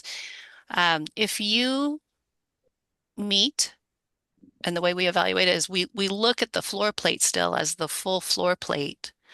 This let's say it's a single firewall, it would be the 6,000 square foot floor plate and would meet that single exit for the floor plate for the appendix, then you can still do that. So I'm in the camp that you can still do the 510.5 provisions, get a 6-story type 3A building and still use the appendix. It would, if you're larger than a 3,000 square foot floor plate, it would require a firewall with opening protections through that firewall, but not necessarily a horizontal exit. So I just want to clarify that. What Thank you Todd for that, is, by the way. yeah. Oh, and sorry, I forgot this is not a tag. This is the SBCC, the full council. So my name is Ardell Jalla. I am the building official for SDCI. Thank you, Micah, for prompting me with texts on Teams outside of this. And so what Todd is proposing is something that is allowed in Seattle. We do allow a 6-story type 3A building. We do have our own provisions to get to 6 stories of 3A with that additional compartmentation of the first story as a 2-hour compartment, supporting the 1-hour floors above. And so that doesn't have to be on a podium, that can be on grade. And it is capped at a 6,000 square foot compartment to start and could go up to a 12,000 square foot compartment. And so we do get the large floor plate that Todd indicates, but we do get both a 510 building per the Seattle provisions, and we have seen the 510.5 buildings as well, because we do have smaller floor plates and they want to use a different occupancy. We've seen them for hotels essentially. And so the the provisions, and you can see this under the SBCC, the TAG meeting notes. I've given a summary of the history of the provisions and how they apply there and how we got there. I do think that this step here to move this straight into the Chapter 5 provisions without those guardrails should be discussed by the TAG. That's my recommendation. I think that was some of the feedback was like, hey, this is beyond the appendix and is really a Chapter 5 change to the construction type and the allowable stories. And I would, again, reference back to the summaries that I provided to the TAG of what are all the additional provisions and how did we get to that. And that was with low-income housing providers, fire and building code officials to help get to those additional requirements on getting that additional story. So Todd's comments, I agree with you, Todd. Yeah, the program of are we ever going to get there is from a feasibility standpoint, we're never going to see 125-foot travel distance. I would totally caution on that. We do see designs being pushed to their full extent, and so if this were to come through and back to the TAG, and it was under direction of the SBCC to get to 6 stories, I think that would be prudent to put some more guardrails on this. I also think that I think it was mentioned in the prior meeting. I don't know if John Stu is on. You would be allowing something that wouldn't be allowed in a 2-exit building, right? So you're actually being more permissive on number of stories for a single exit building than on a 2-exit building, and overall changing the story height for a 3A for just the base code, in my opinion, is feels outside of the charge of the single exit tag. But again, that could be debated here as well. And if Okay, there's specific provisions, Todd, that you want me to go over, please let me know. No, Ardell, and I think we'll be able to circle back to, and I thank you for that, especially on the exit clarification. But and just to make sure everyone understands, this is an alternative egress system. This means only if you're using the provisions of Appendix XX. So it is a very constrained, and there was discussion about whether this should be broader to Type 3A. I don't think that's necessarily, I won't say it's not appropriate, but it's not in the charge of the legislative mandate right now that has to be considered right now. If others feel they want to, I think it's a bigger discussion, but this is specifically that if the other thing is true, meaning all the provisions, the pressurization, the backup power, everything about it, would this then make 6 stories for R2 acceptable? So I think those are all So good what we're points. missing is the compartmentation, right, Todd? The 2-hour floor plate and the area limit, I think, are the biggest. Correct. And I think those would be great talking points that were not put in here because because of cost. Well, no. I'm actually, I would maybe argue because I think those need to be then discussed on what those appropriate provisions would be if necessary. And I'll just say my opinion. I think a floor plate area, it would be completely appropriate, but what is that number and why? Given this very specific bundling of life safety and egress considerations. If I Go may, ahead. I This want was- to just, I know as the chair of the single exit tag, there can be a lot of confusion. I was confused many times over what is in the IBC. So that would be anything in the IBC is allowed statewide as adopted, but then there are certain criteria that are allowed in Seattle and Tacoma. And then there are the criteria of that we just moved into CR 102 for the single exit that came out of our tag. So I wanted to just clarify a couple of things to make sure people who aren't as into the weeds of this conversation can keep in mind. Number one, the conversation about podium, which is a standard solution,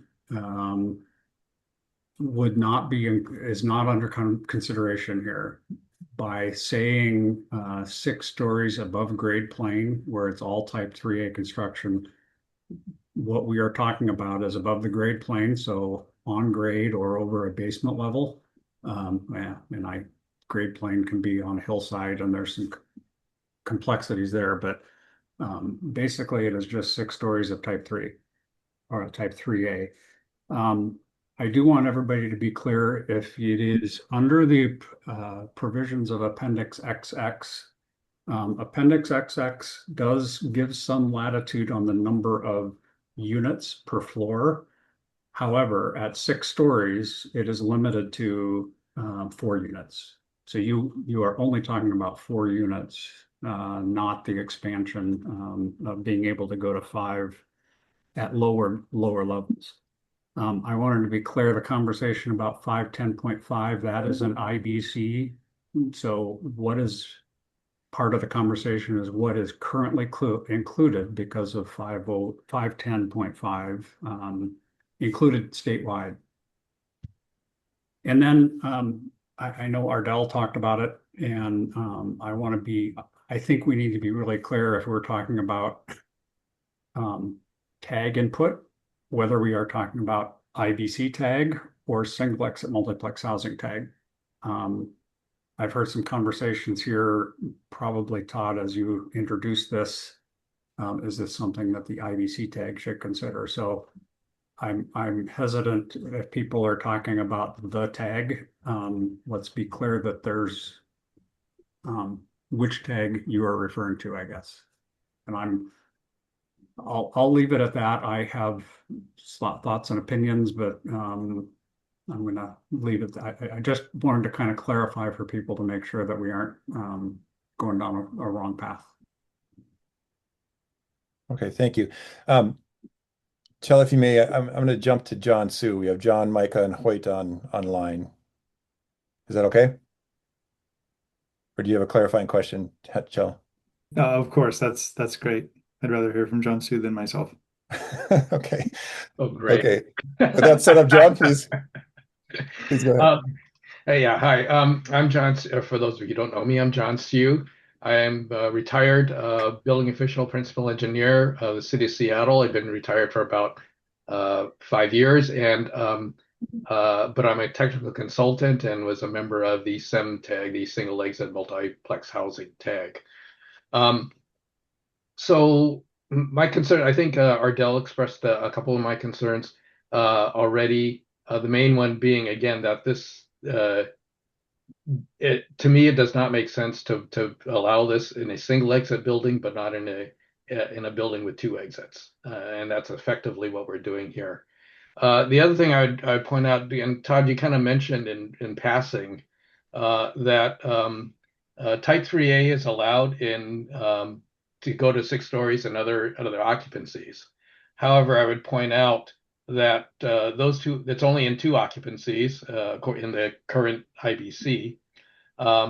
It's B occupancies, which are essentially offices and kind of the catch-all for lots of other occupancies. But most of us think about B occupancies as like office buildings.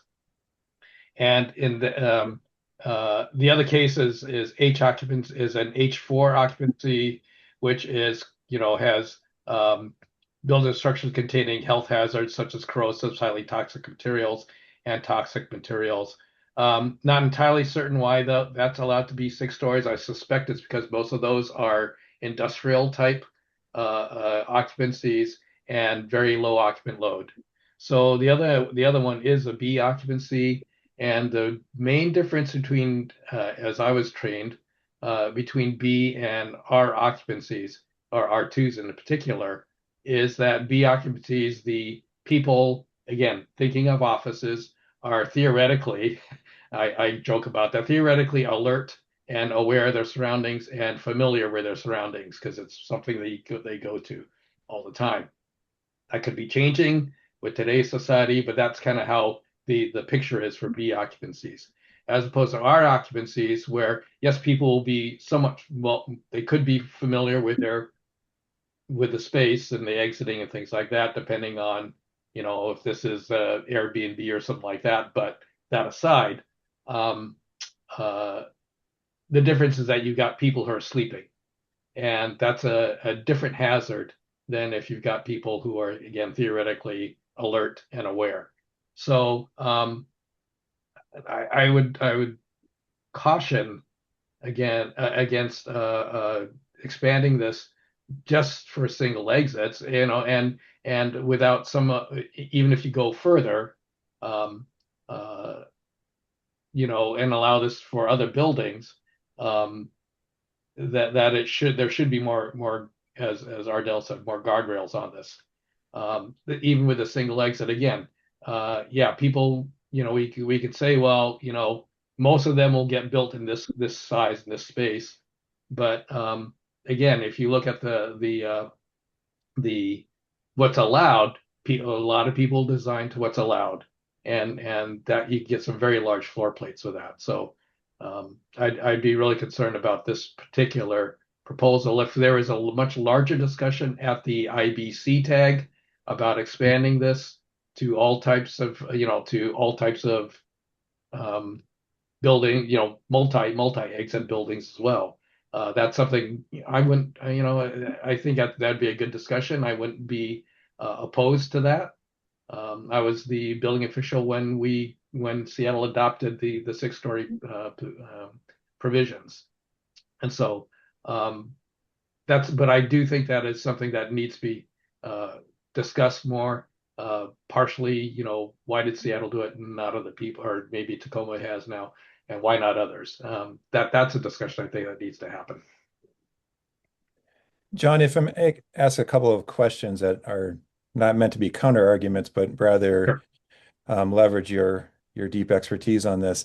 The 510.5, for example, why not just utilize those provisions? One of the arguments is those are legacy provisions from before modern kind of suppression systems. Definitely not the considerations that we have in this appendix in terms of, in-unit alarms, so forth, and all the different layers that are in. So I could see an argument where these provisions actually do have enhancements, and especially the focus on unit compartmentalization and fire suppression to prevent that flashover, so forth. I'm not a fire expert, so I'm not going to get too far over my skis on this, but understand the argument that we're not making a multi-unit compartmentalization argument here. We're making a unit first, corridor, smoke control, pressurized stair, and backup power, and so forth.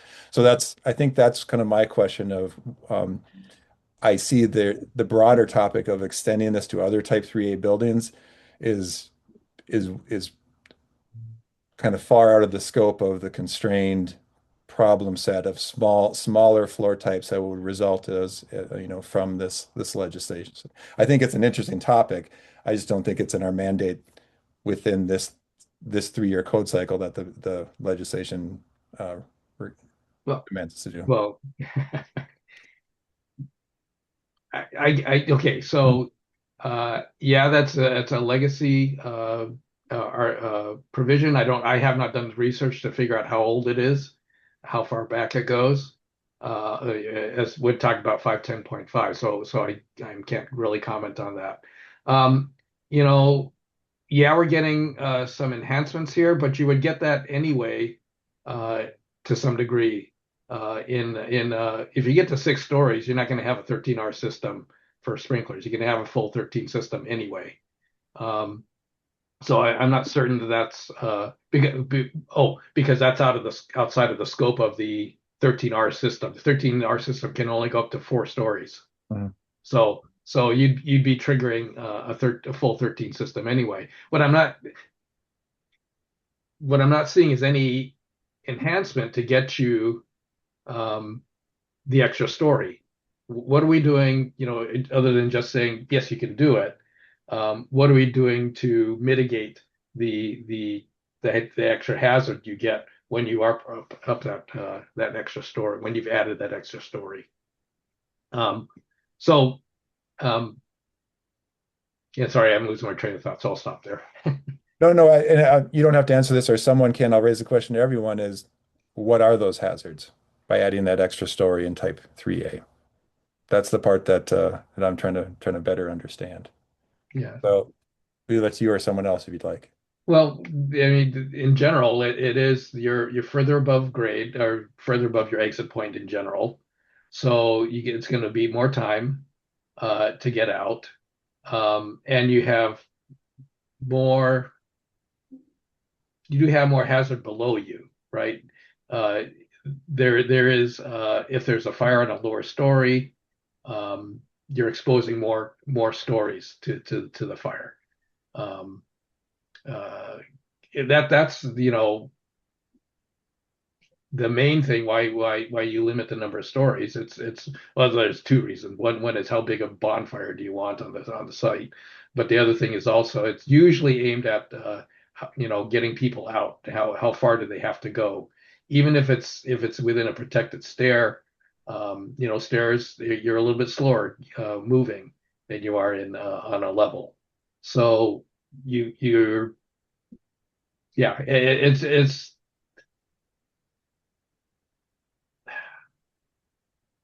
the hazard is mostly about how much hazard are you exposed to from the fire below, and then how long does it take you to get out? Okay. Well, no, thank you for entertaining that on the spot. So I appreciate that. Okay, let's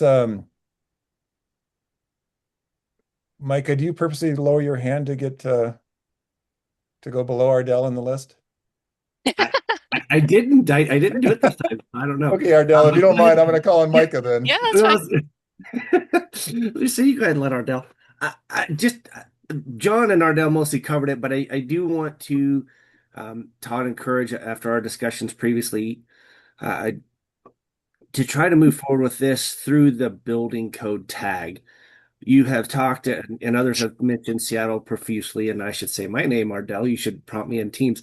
Micah Chappelle. I am the Technical Code Development Manager for Seattle Department of Construction and Inspections, and I'm also on WABO's Technical Code Committee as their chair. So, and previous council member with you all.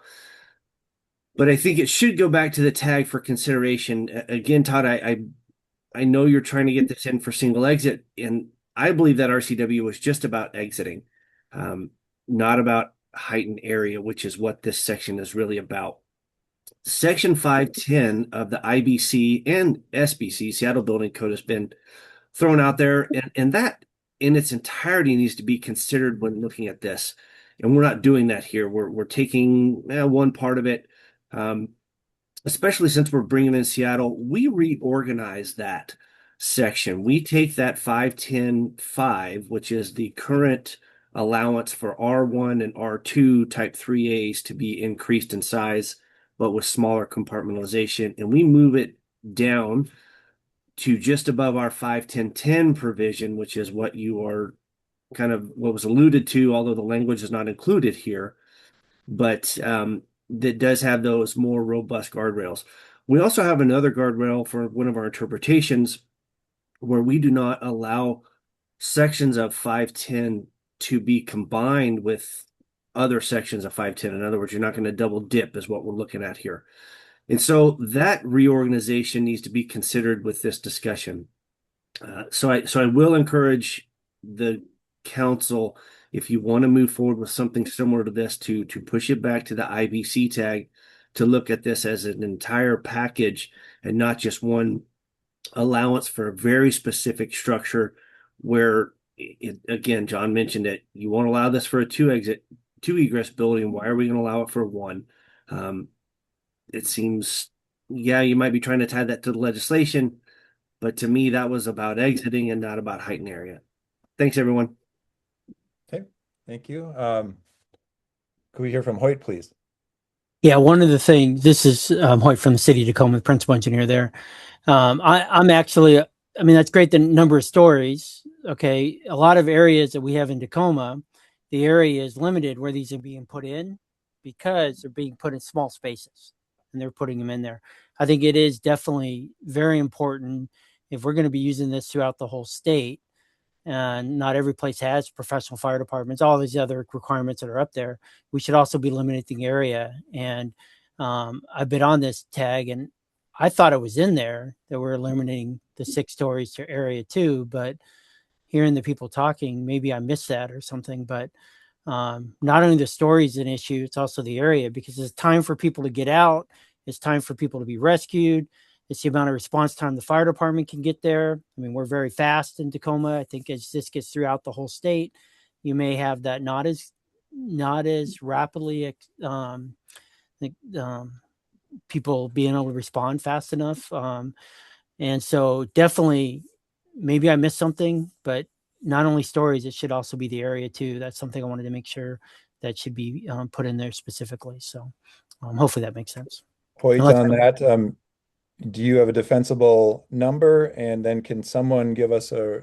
Well, we've been following kind of Seattle's method on there. So when you say defensible number, so 6,000.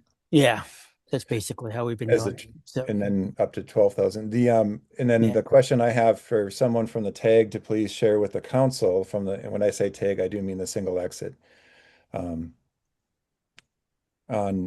why 20 units. So is it number of doors for smoke control? Is it area considerations? So talk to us about the 20 units, and if a area consideration was put in there, why, and how those two things work together, as guardrails. I don't want to jump in front of Chell, but being the chair of the single exit, I can respond.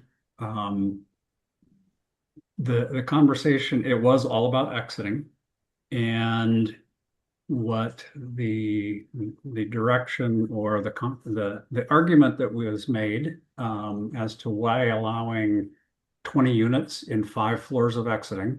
So that's the The appendix, a single exit appendix allows 6 stories, but the first floor has to exit separately.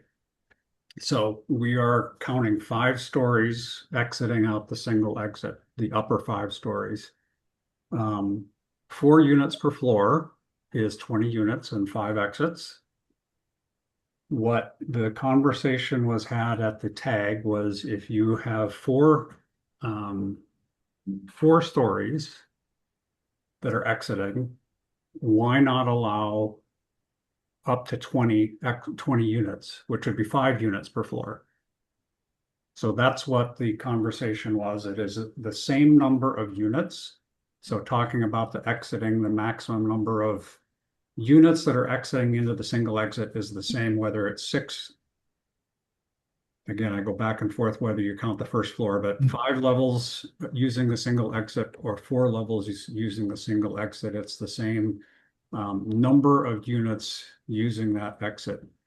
The area conversation was at the council level or at the tag level was talked about because we have the 125-foot maximum exit distance, that we felt like that and the number of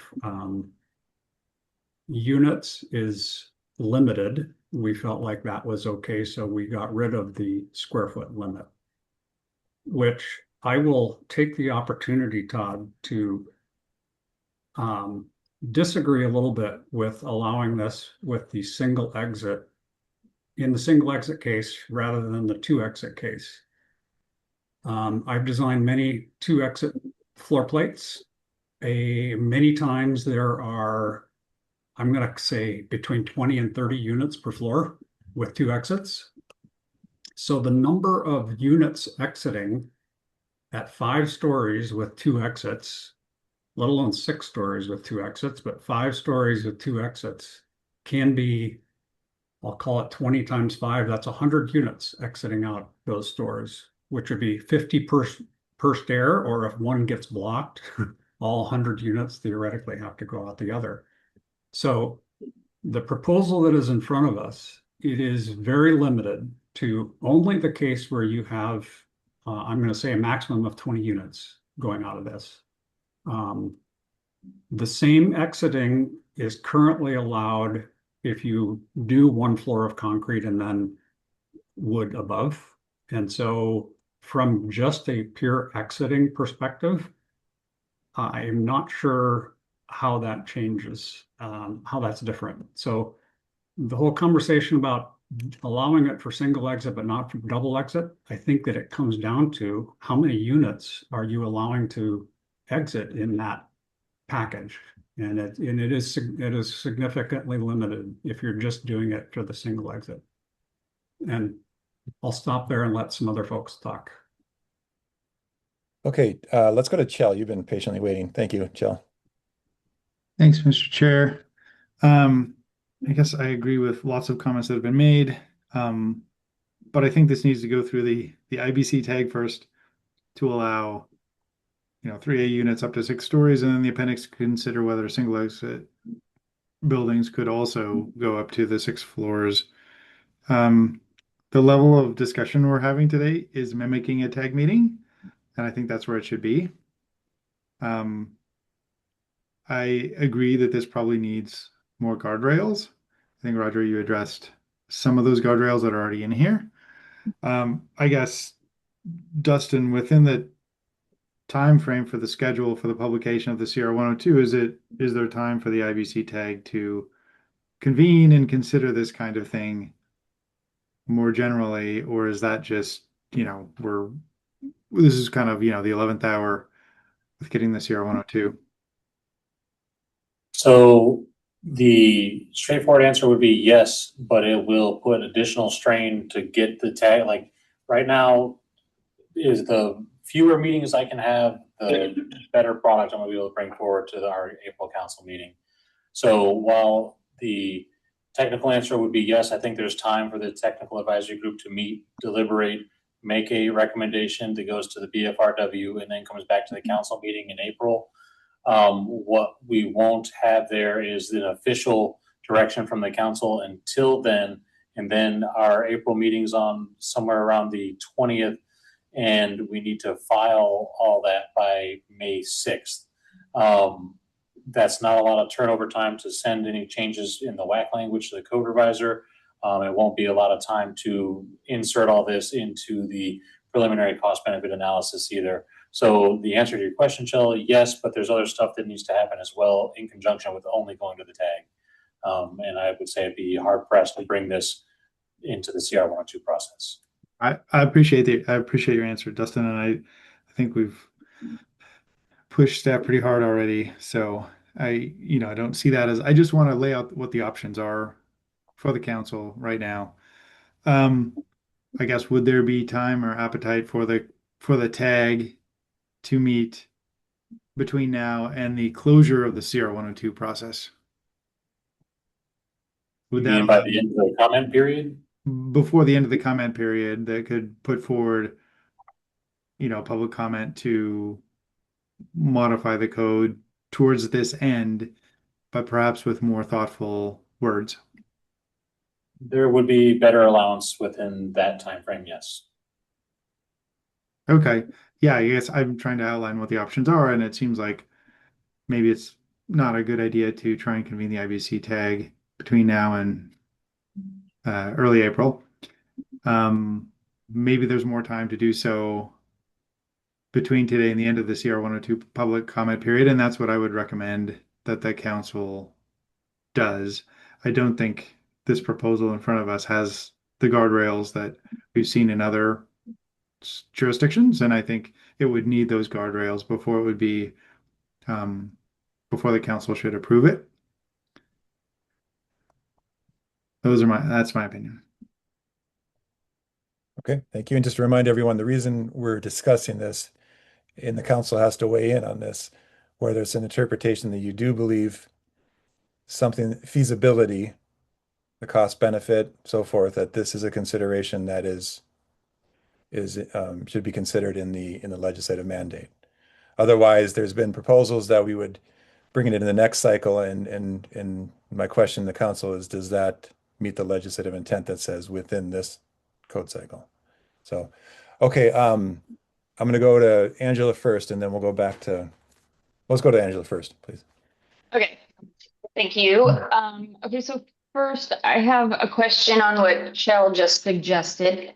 By waiting, so if we publish the CR 102, go to the public comment hearing, and then have the IBC tag submit a public comment to put this in the code, wouldn't that basically be submitting a brand new proposal after everything's already been done?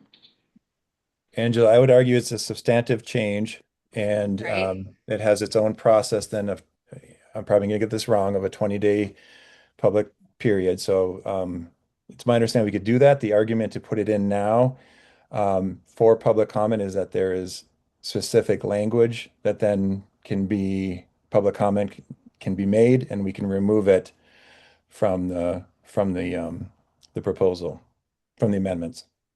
And then right. Todd, I've been doing my best to stay out of this discussion, but I feel compelled to jump in just to please save me on that comment, Derek. No, yeah. Can't remember where this question is from. It's from Angela, excuse me. So I want to be clear about what the options are here. I heard Chell talk about the IBC tag considering this after the CR 102 has been filed, but it wasn't clear to me if the idea would be to approve these proposed amendments to the IBC, these that are currently under consideration, and submit those to public comment and then have the IBC tag meet, or whether it would be to not include it and then have the IBC tag meet at some point. So that's the key question, Todd, to whether or not substantive changes are made to the proposed codes at the CR 103 level.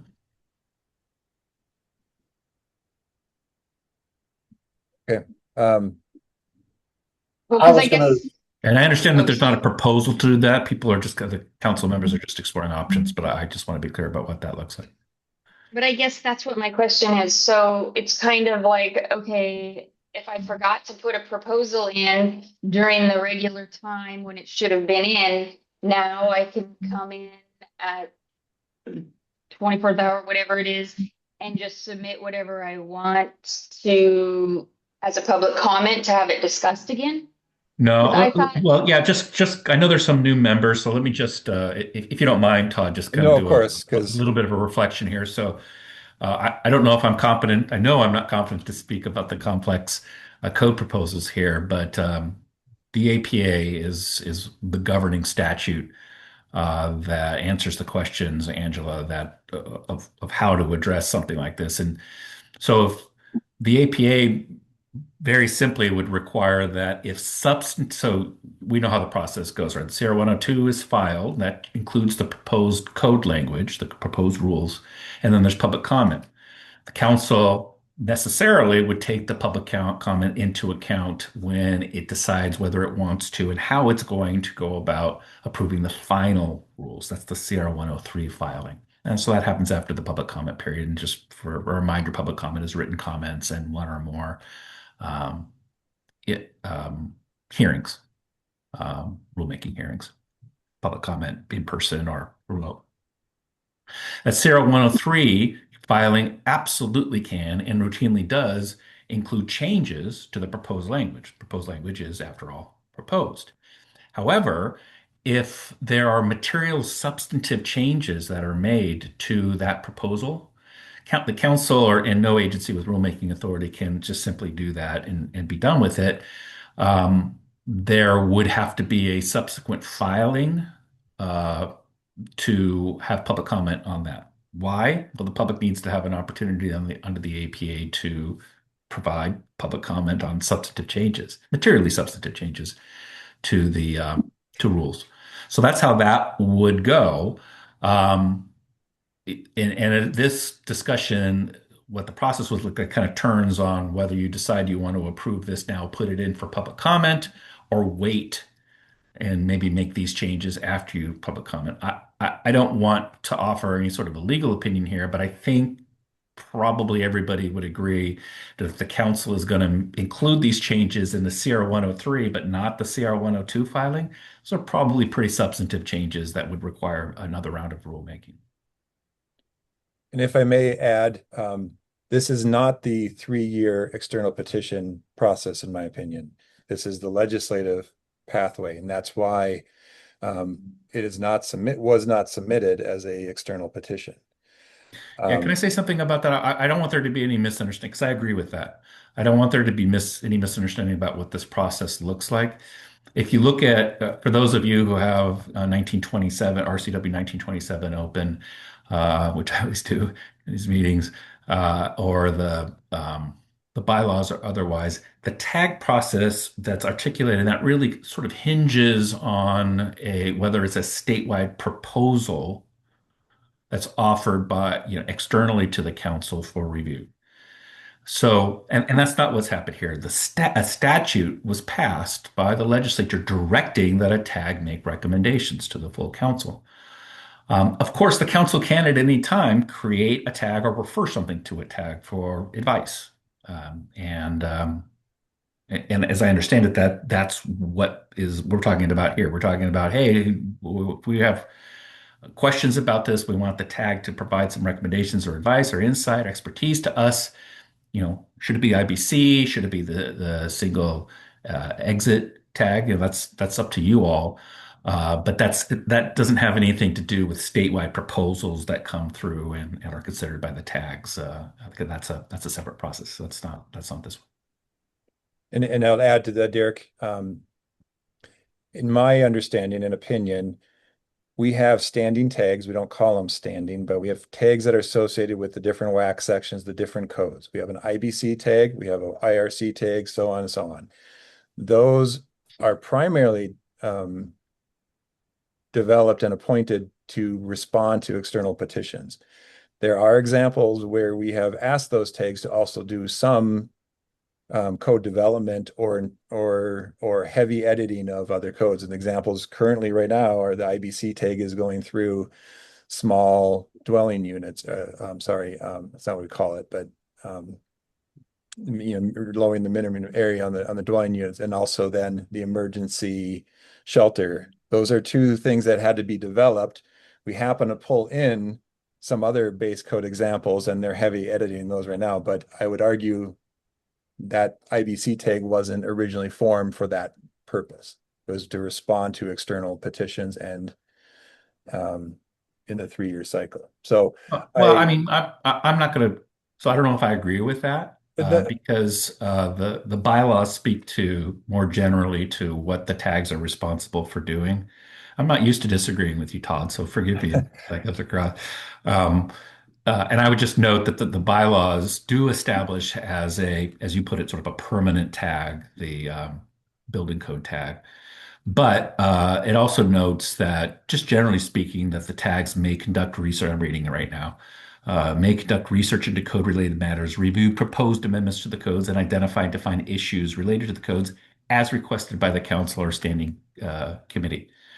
So I generally have read that to mean that the tags are a resource that are there for the council to help develop, to help you all be informed on their expert areas if you elect to have them do that. But that's, again, to your point, Todd, quite different than the requirement or expectation that statewide proposals during the 3-year cycle are referred to the tags, and then you consider those proposals through the tag review process. Yeah, and by no means are we disagreement, or was I making the argument they're not qualified? Of course they are. The discussion here is we've also formed a special tag under Right. BC to do Who's job. the right tag, and then yeah, I would just defer to the council on where they think that the answer to that question is. Okay. I'll stop. I promise. No, that was helpful. That's needed. Thank you for that, Derek. Jay, please. Thank you, Chair. Todd, I really appreciate you coming forward and considering some opportunities to maximize options for single exit buildings. But what I'm hearing here is a lot of complexity with going into this type of construction. And that complexity and those concerns are coming from people in the cities that are doing it today. And so I think this is going to be something that is going to take some real analysis. I appreciate Derek's commentary about how this process, given the legislative direction that we've gotten, is different from our regular tag process. That was going to be one of my questions. But even though some of the requirements in that particular RCW don't specifically apply, in the spirit of that requirement that says proposals can't move forward without a tag recommendation, we've had that tag specifically say they're not recommending this go forward.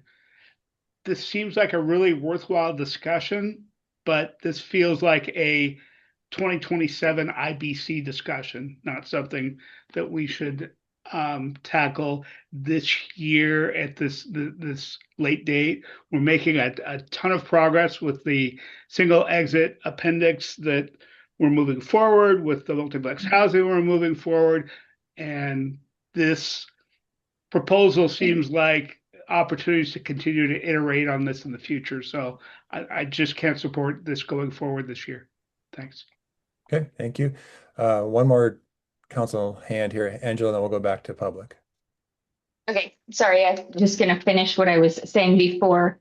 I just wanted to address what Roger said about, 2 exits and his designs having 100 units and things like that. But that wouldn't happen with Seattle's stuff because you also do have a square footage limitation, 6,000 square feet, firewall up to 12,000. So you would effectively be limiting the units by using that. And then the other thing is that, Todd, you're posing excellent questions about what exactly the proper guardrails are and how adding a story of wood affects the life safety. But those questions are exactly why it needs to be a much larger conversation. And it needs to be, I would see it better as a 27 code proposal to the IBC so it can be discussed by that tag and fleshed out. Because as you were kind of getting at, I think was, well, it's not the IBC tag's responsibility. Well, it was taken up with the ad hoc tag and they declined to move it forward. So I think the way to move it forward would be to take it to the IBC so that it can have a much more well-rounded discussion of the entire code impact versus just a small section where, it's again not taking all of the things into account of the jurisdictions that are currently using it. So thank you. Okay, and just to be clear, I agree. The larger conversation of type 3A across double stairs, we're going to have scissor stairs at that point, should be an external petition in the 27 cycle. The question of the council is, does that meet the legislative intent of this that's required within this code cycle to 6 stories? Okay, Hoyt, please. I'm sorry, I'm going to go right at Adele first. Order jumps around on me here.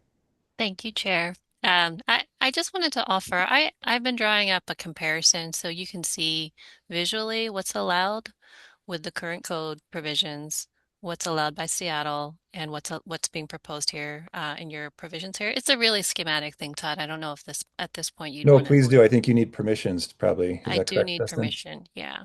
Thank you. Is that a difficult thing, Dustin, to? No, I sent her the request and she should be rejoining as a different style member and should have the ability to share screen once she Okay, comes. thank you. Hey, while you're waiting for that, this is Hoyt. I was just saying I got to jump off. I have an appointment to go to, so I didn't mean to have my hand raised. That was an accident. So Okay, thank you, Hoyt.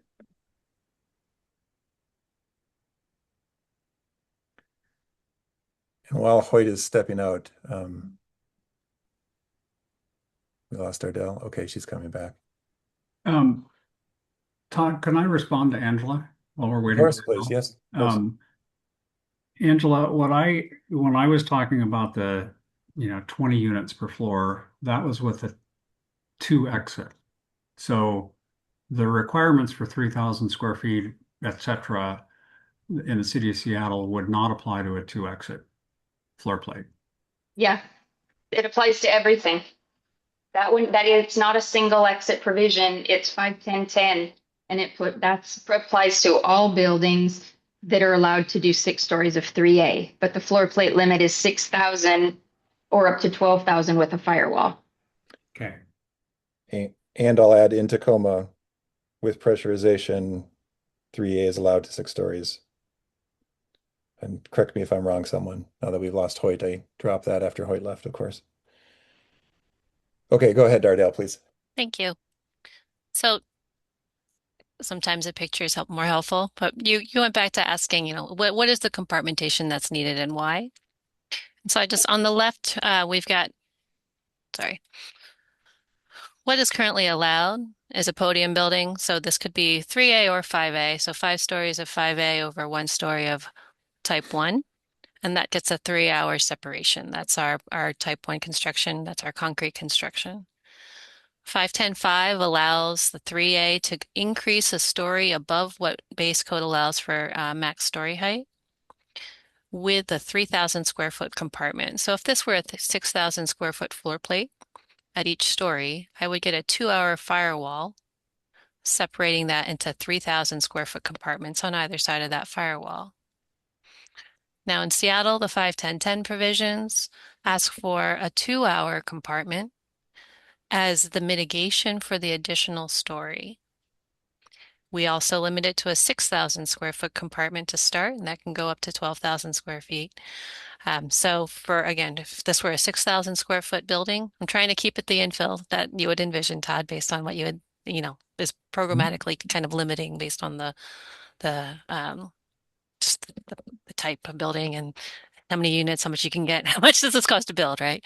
That type 3A, we are getting the additional story, again, we started with the model code of the vertical compartmentation. We said, well, we want to get bigger footprints, so let's add this 2-hour compartmentation down here. And then again, if we were to get a bigger than a 6,000 floor plate, then I would be introducing another firewall. So say this was 12,000, it would be duplicated and I'd get a mirror to that firewall. Mhm. But what you're proposing right now is a type 3A with no additional compartmentation. And so you're getting additional story without the mitigation that has been proposed in the other in the Seattle provisions and the Tacoma provisions. And so that's really it. So, how far out does council want us to push on type 3A construction? And is there mitigation required? As proposed right now, there's no mitigation proposed to get that additional story. So that's it. That's all I wanted to share. That's Ardell, before you lower that, thank you for this. Yeah. Just to be clear, can someone correct me? On the right is actually shown what Tacoma currently allows. Am I wrong on that provision? With pressurization, that is allowed in Tacoma. And then I would argue there's a fifth one that it is actually being proposed where with the constraints and all the additional measures given in the single exit, particularly the limited number of units, which is going to mean a smaller floor plate than is allowed in the full Type 3A, significantly smaller, right? Those would be the guardrails. Let me make sure I understood that. So this, as proposed, no additional compartmentation, but would be with the full Full single appendix, exit right? provisions. Now, Yep. and the fifth one is Tacoma, which is my understanding is what's proposed on the right there without those additional. Am I wrong I'm on that? not familiar. I'm going to have to ask Hoyt to speak. I know, I said that I as thought soon they as were Hoyt left. mimicking the 5-10-10. I don't know. I could be wrong. I apologize if I am. Okay, but that's helpful. Thank you. So everyone, does anyone have any questions on this? This is obviously helpful to visualize. Okay, Roger, go ahead. Thanks. Yeah, two things. Number one, I want to go back to my comment about Angela, response to Angela. I was talking about a 5-story with 20 units, not a 6-story. So 5-story at 20 units, you don't have the 3,000 square foot compartmentalization. So you could have 100 units exiting in 2 exits. I really appreciate Ardell's visualization. That is always easier for me to look and understand. And what I currently understand is what was shown on the right of 6 stories would be allowed if you're at under 3,000 square feet. Am I correct? That's correct. You would not need that additional compartmentation, even Right. in the base code, correct? Right. So what we're suggesting is that the single exit, you could do 3,000 square feet of 6 stories of type 3A if you're less than 3,000 square feet. Then we've been talking about the 6,000 square foot. All right, 2 of them, you split it up into 2 6,000 square foot. So what is the right size for that limit on the floor plate size? Is it 3,000 square feet? Could it be 4,000 square feet? Should it be 6,000 square feet? We know that there are only 4 units per floor. That's a given in the appendix. So, yeah, I just am not sure with I guess that's my question and clarity. I mean, I'm trying to understand what's allowed in the building in the current code and what we're trying to expand here with this. And I'm not sure, not always sure. I don't know the right number of the 3,000 or the 4,000 or the 6,000. Okay. Okay. I think we're getting close. Angela, you've lowered your hand. Yeah, good. I'm good. Okay. Well, I'm not seeing any other hands. So go ahead, Katie. Actually, yeah, sorry. I've been trying to craft my question and it's changed through the whole conversation, but if how come so Tacoma and Seattle are different? Why aren't we taking one of theirs and just putting it in as the proposal? Ardell's, I also appreciate the visual because that was really helpful. And if that were the case, to take something that we have already put in place somewhere in the state, Is that a way to get around this to some degree, or are there conditions in Seattle or Tacoma that are different enough in the rest of the state that wouldn't correspond well? I think John has raised his hand to that question. Thank you, Katie. Go ahead, John. Yeah, just in response, I think it comes down to kind of what was in, and maybe this could be one of the guardrails that Todd and Roger are talking about. How good is the fire department?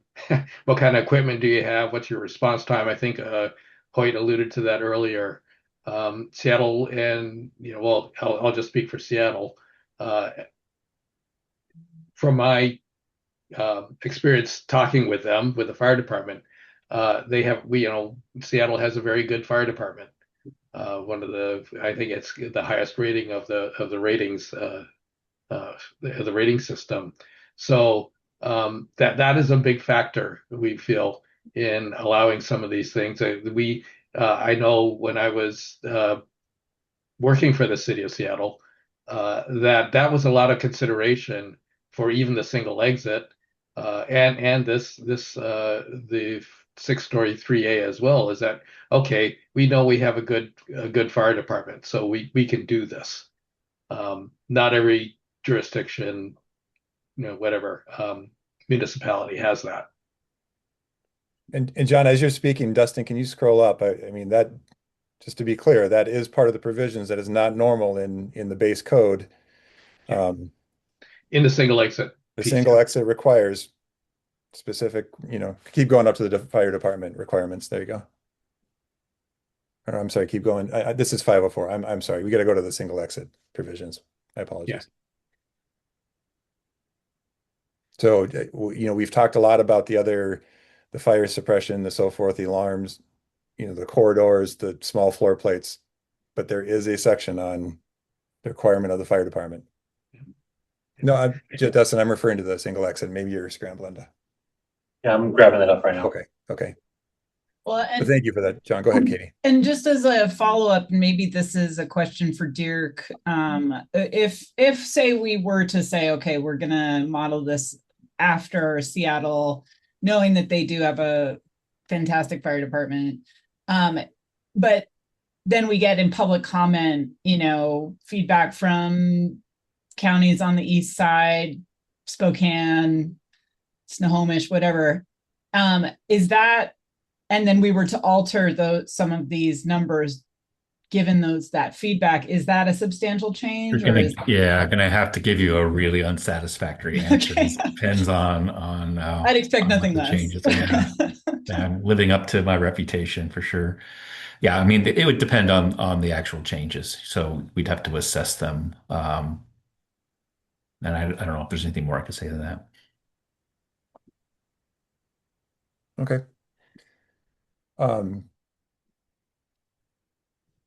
Angela, did you change your mind? Yep, I'm done. Good. Okay. Okay, well, if there are no other questions, unless there was a motion, there's really, in my opinion, no action to be taken then, unless there was a motion to include this or other language or direct other development.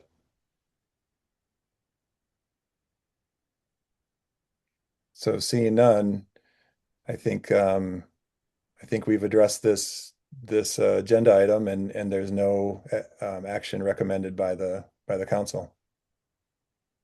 Any objection? Okay. Okay, with that, thank you, because I thought it was important to document this conversation. I think it's important to establish where the council's position is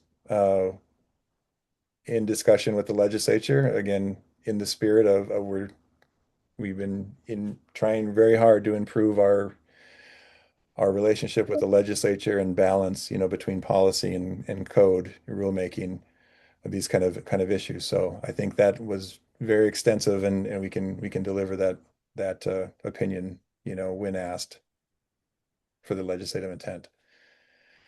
Okay. With that, I think that was the last agenda item. Is there any other business for the council? Go ahead, Jay. Just kind of a good of the order. If this really is, Chell, your last meeting, I really wanted to thank you for your work on this council. The particular challenges with the energy code have this council invented creating policy to meet the legislative efficiency mandate. You've been innovative in that. You have managed the tag process that's had a variety of public comment in a really effective way, and have been for me as a council member. Your work to explain complex issues as we have dealt with things on the council, I have relied on tremendously, and it's really been an honor to work with you. Thank you for all that you've done on this council. Well said. Thank you, Jay. Go ahead, Tom. Yeah, excuse me. I kind of want to echo that, even though we may not have agreed on everything. I have learned a lot from you, Chell, and I appreciate getting to know you, at least visually or virtually here. Did you hear that you were not being selected, or what's the prognosis there? Thanks, Tom. I'm going through the AIA. So the AIA has put forth 3 names to the governor's office, mine being one of them. I've served 7 years, parts of 2.5 terms. And what I've heard from the AIA is that the governor's office is likely to appoint a different person, which is fine. I've served, plenty of time on here, and so yeah, that's what I've heard is from the American Institute of Architects, who submitted the 3 names and the resumes, etc. That it is likely that I will not be reappointed, that it'll be somebody else. Okay, well, hopefully, like Micah, you won't be a stranger to the group. I will definitely at least see out the 2024 codes, and I'm sure I will see all of you again many, many, many times over many hours. I have confidence of that. So, Dustin, do you want to say something on that before I go call on Tom? Well, my hand came up behind Tom, so I'd like to let Tom go first. Okay, thank you. Go ahead, Tom. Please.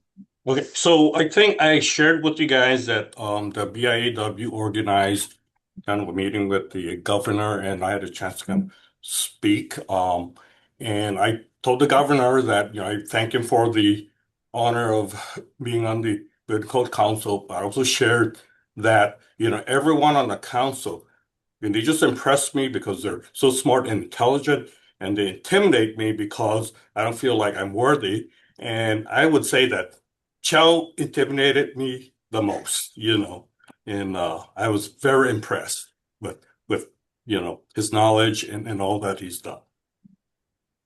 Thank you. I And I'm think that's a sorry great way if to it was state that, Tom. intimidating. Go ahead, Chell. Thank you, and I'm sorry if I'm intimidating. I think that was a great compliment. Go ahead, Dustin. Yeah, so thanks to Chell and all of our council members, from the bottom of my heart. But I want to touch base on just the current seats that are up for reappointment or new appointments, and everything. And so the communication I've had from the governor's office is that they are aware of the April 5th timeline for your grace periods to be up and over. And I don't have a guarantee that they're going to get us appointments by that date, but they are trying to work within that time frame. And the big issue that I've raised to them is that as we get to the end of our code development process and we need to make a adoption decision for CR 103, we will need the full council to be populated with full powers. We need a more solid, I would call it a supermajority vote to do the CR 103 process. And so we need the seats filled, and the governor's office is aware of that. And so they're working to make sure that we are provisioned appropriately to be able to continue our business moving forward. And so once again, thanks to all the council members, not just the ones who might be on their way out the door, but a special thanks to those ones as well. All right. Thank you, Dustin. I saw Micah's hand and then Chell. I'll say thanks to Chell as well. And I think there's an opening on the IECC Standards Committee for the next 7 years. So if you have nothing going on there, as he ducks out of the camera. And just for awareness, I will not be applying for another term on the SBCC, even though I'll stick around and bother all of you. Thank you very much. Thank you, Micah. Okay, now Chell. Yeah, keeping this quick. Thank you. It's been a real pleasure, and each one of you that I've worked with is just awesome in your knowledge and especially your areas of expertise. And I'm honored to be among you and participate in this process that affects so many Washingtonians and tries to make everybody's lives better. And I know I disagree with many of you. I think I've disagreed with everybody on at least one thing. So, but I love that we can keep that civil and that we can work together even if we have differing viewpoints on what the outcome should be.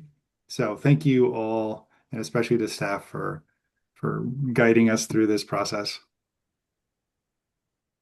Well said. And from a grateful council and grateful stakeholders, I'm confident we'll probably see you on the next meeting. So, okay. With that, well done, everyone. Appreciate it. We are adjourned. Okay. Thank you. Oh, Ty. Ty, you want to You squeeze did. one? I think you hit the wrong button. So, okay, we are adjourned. Thanks.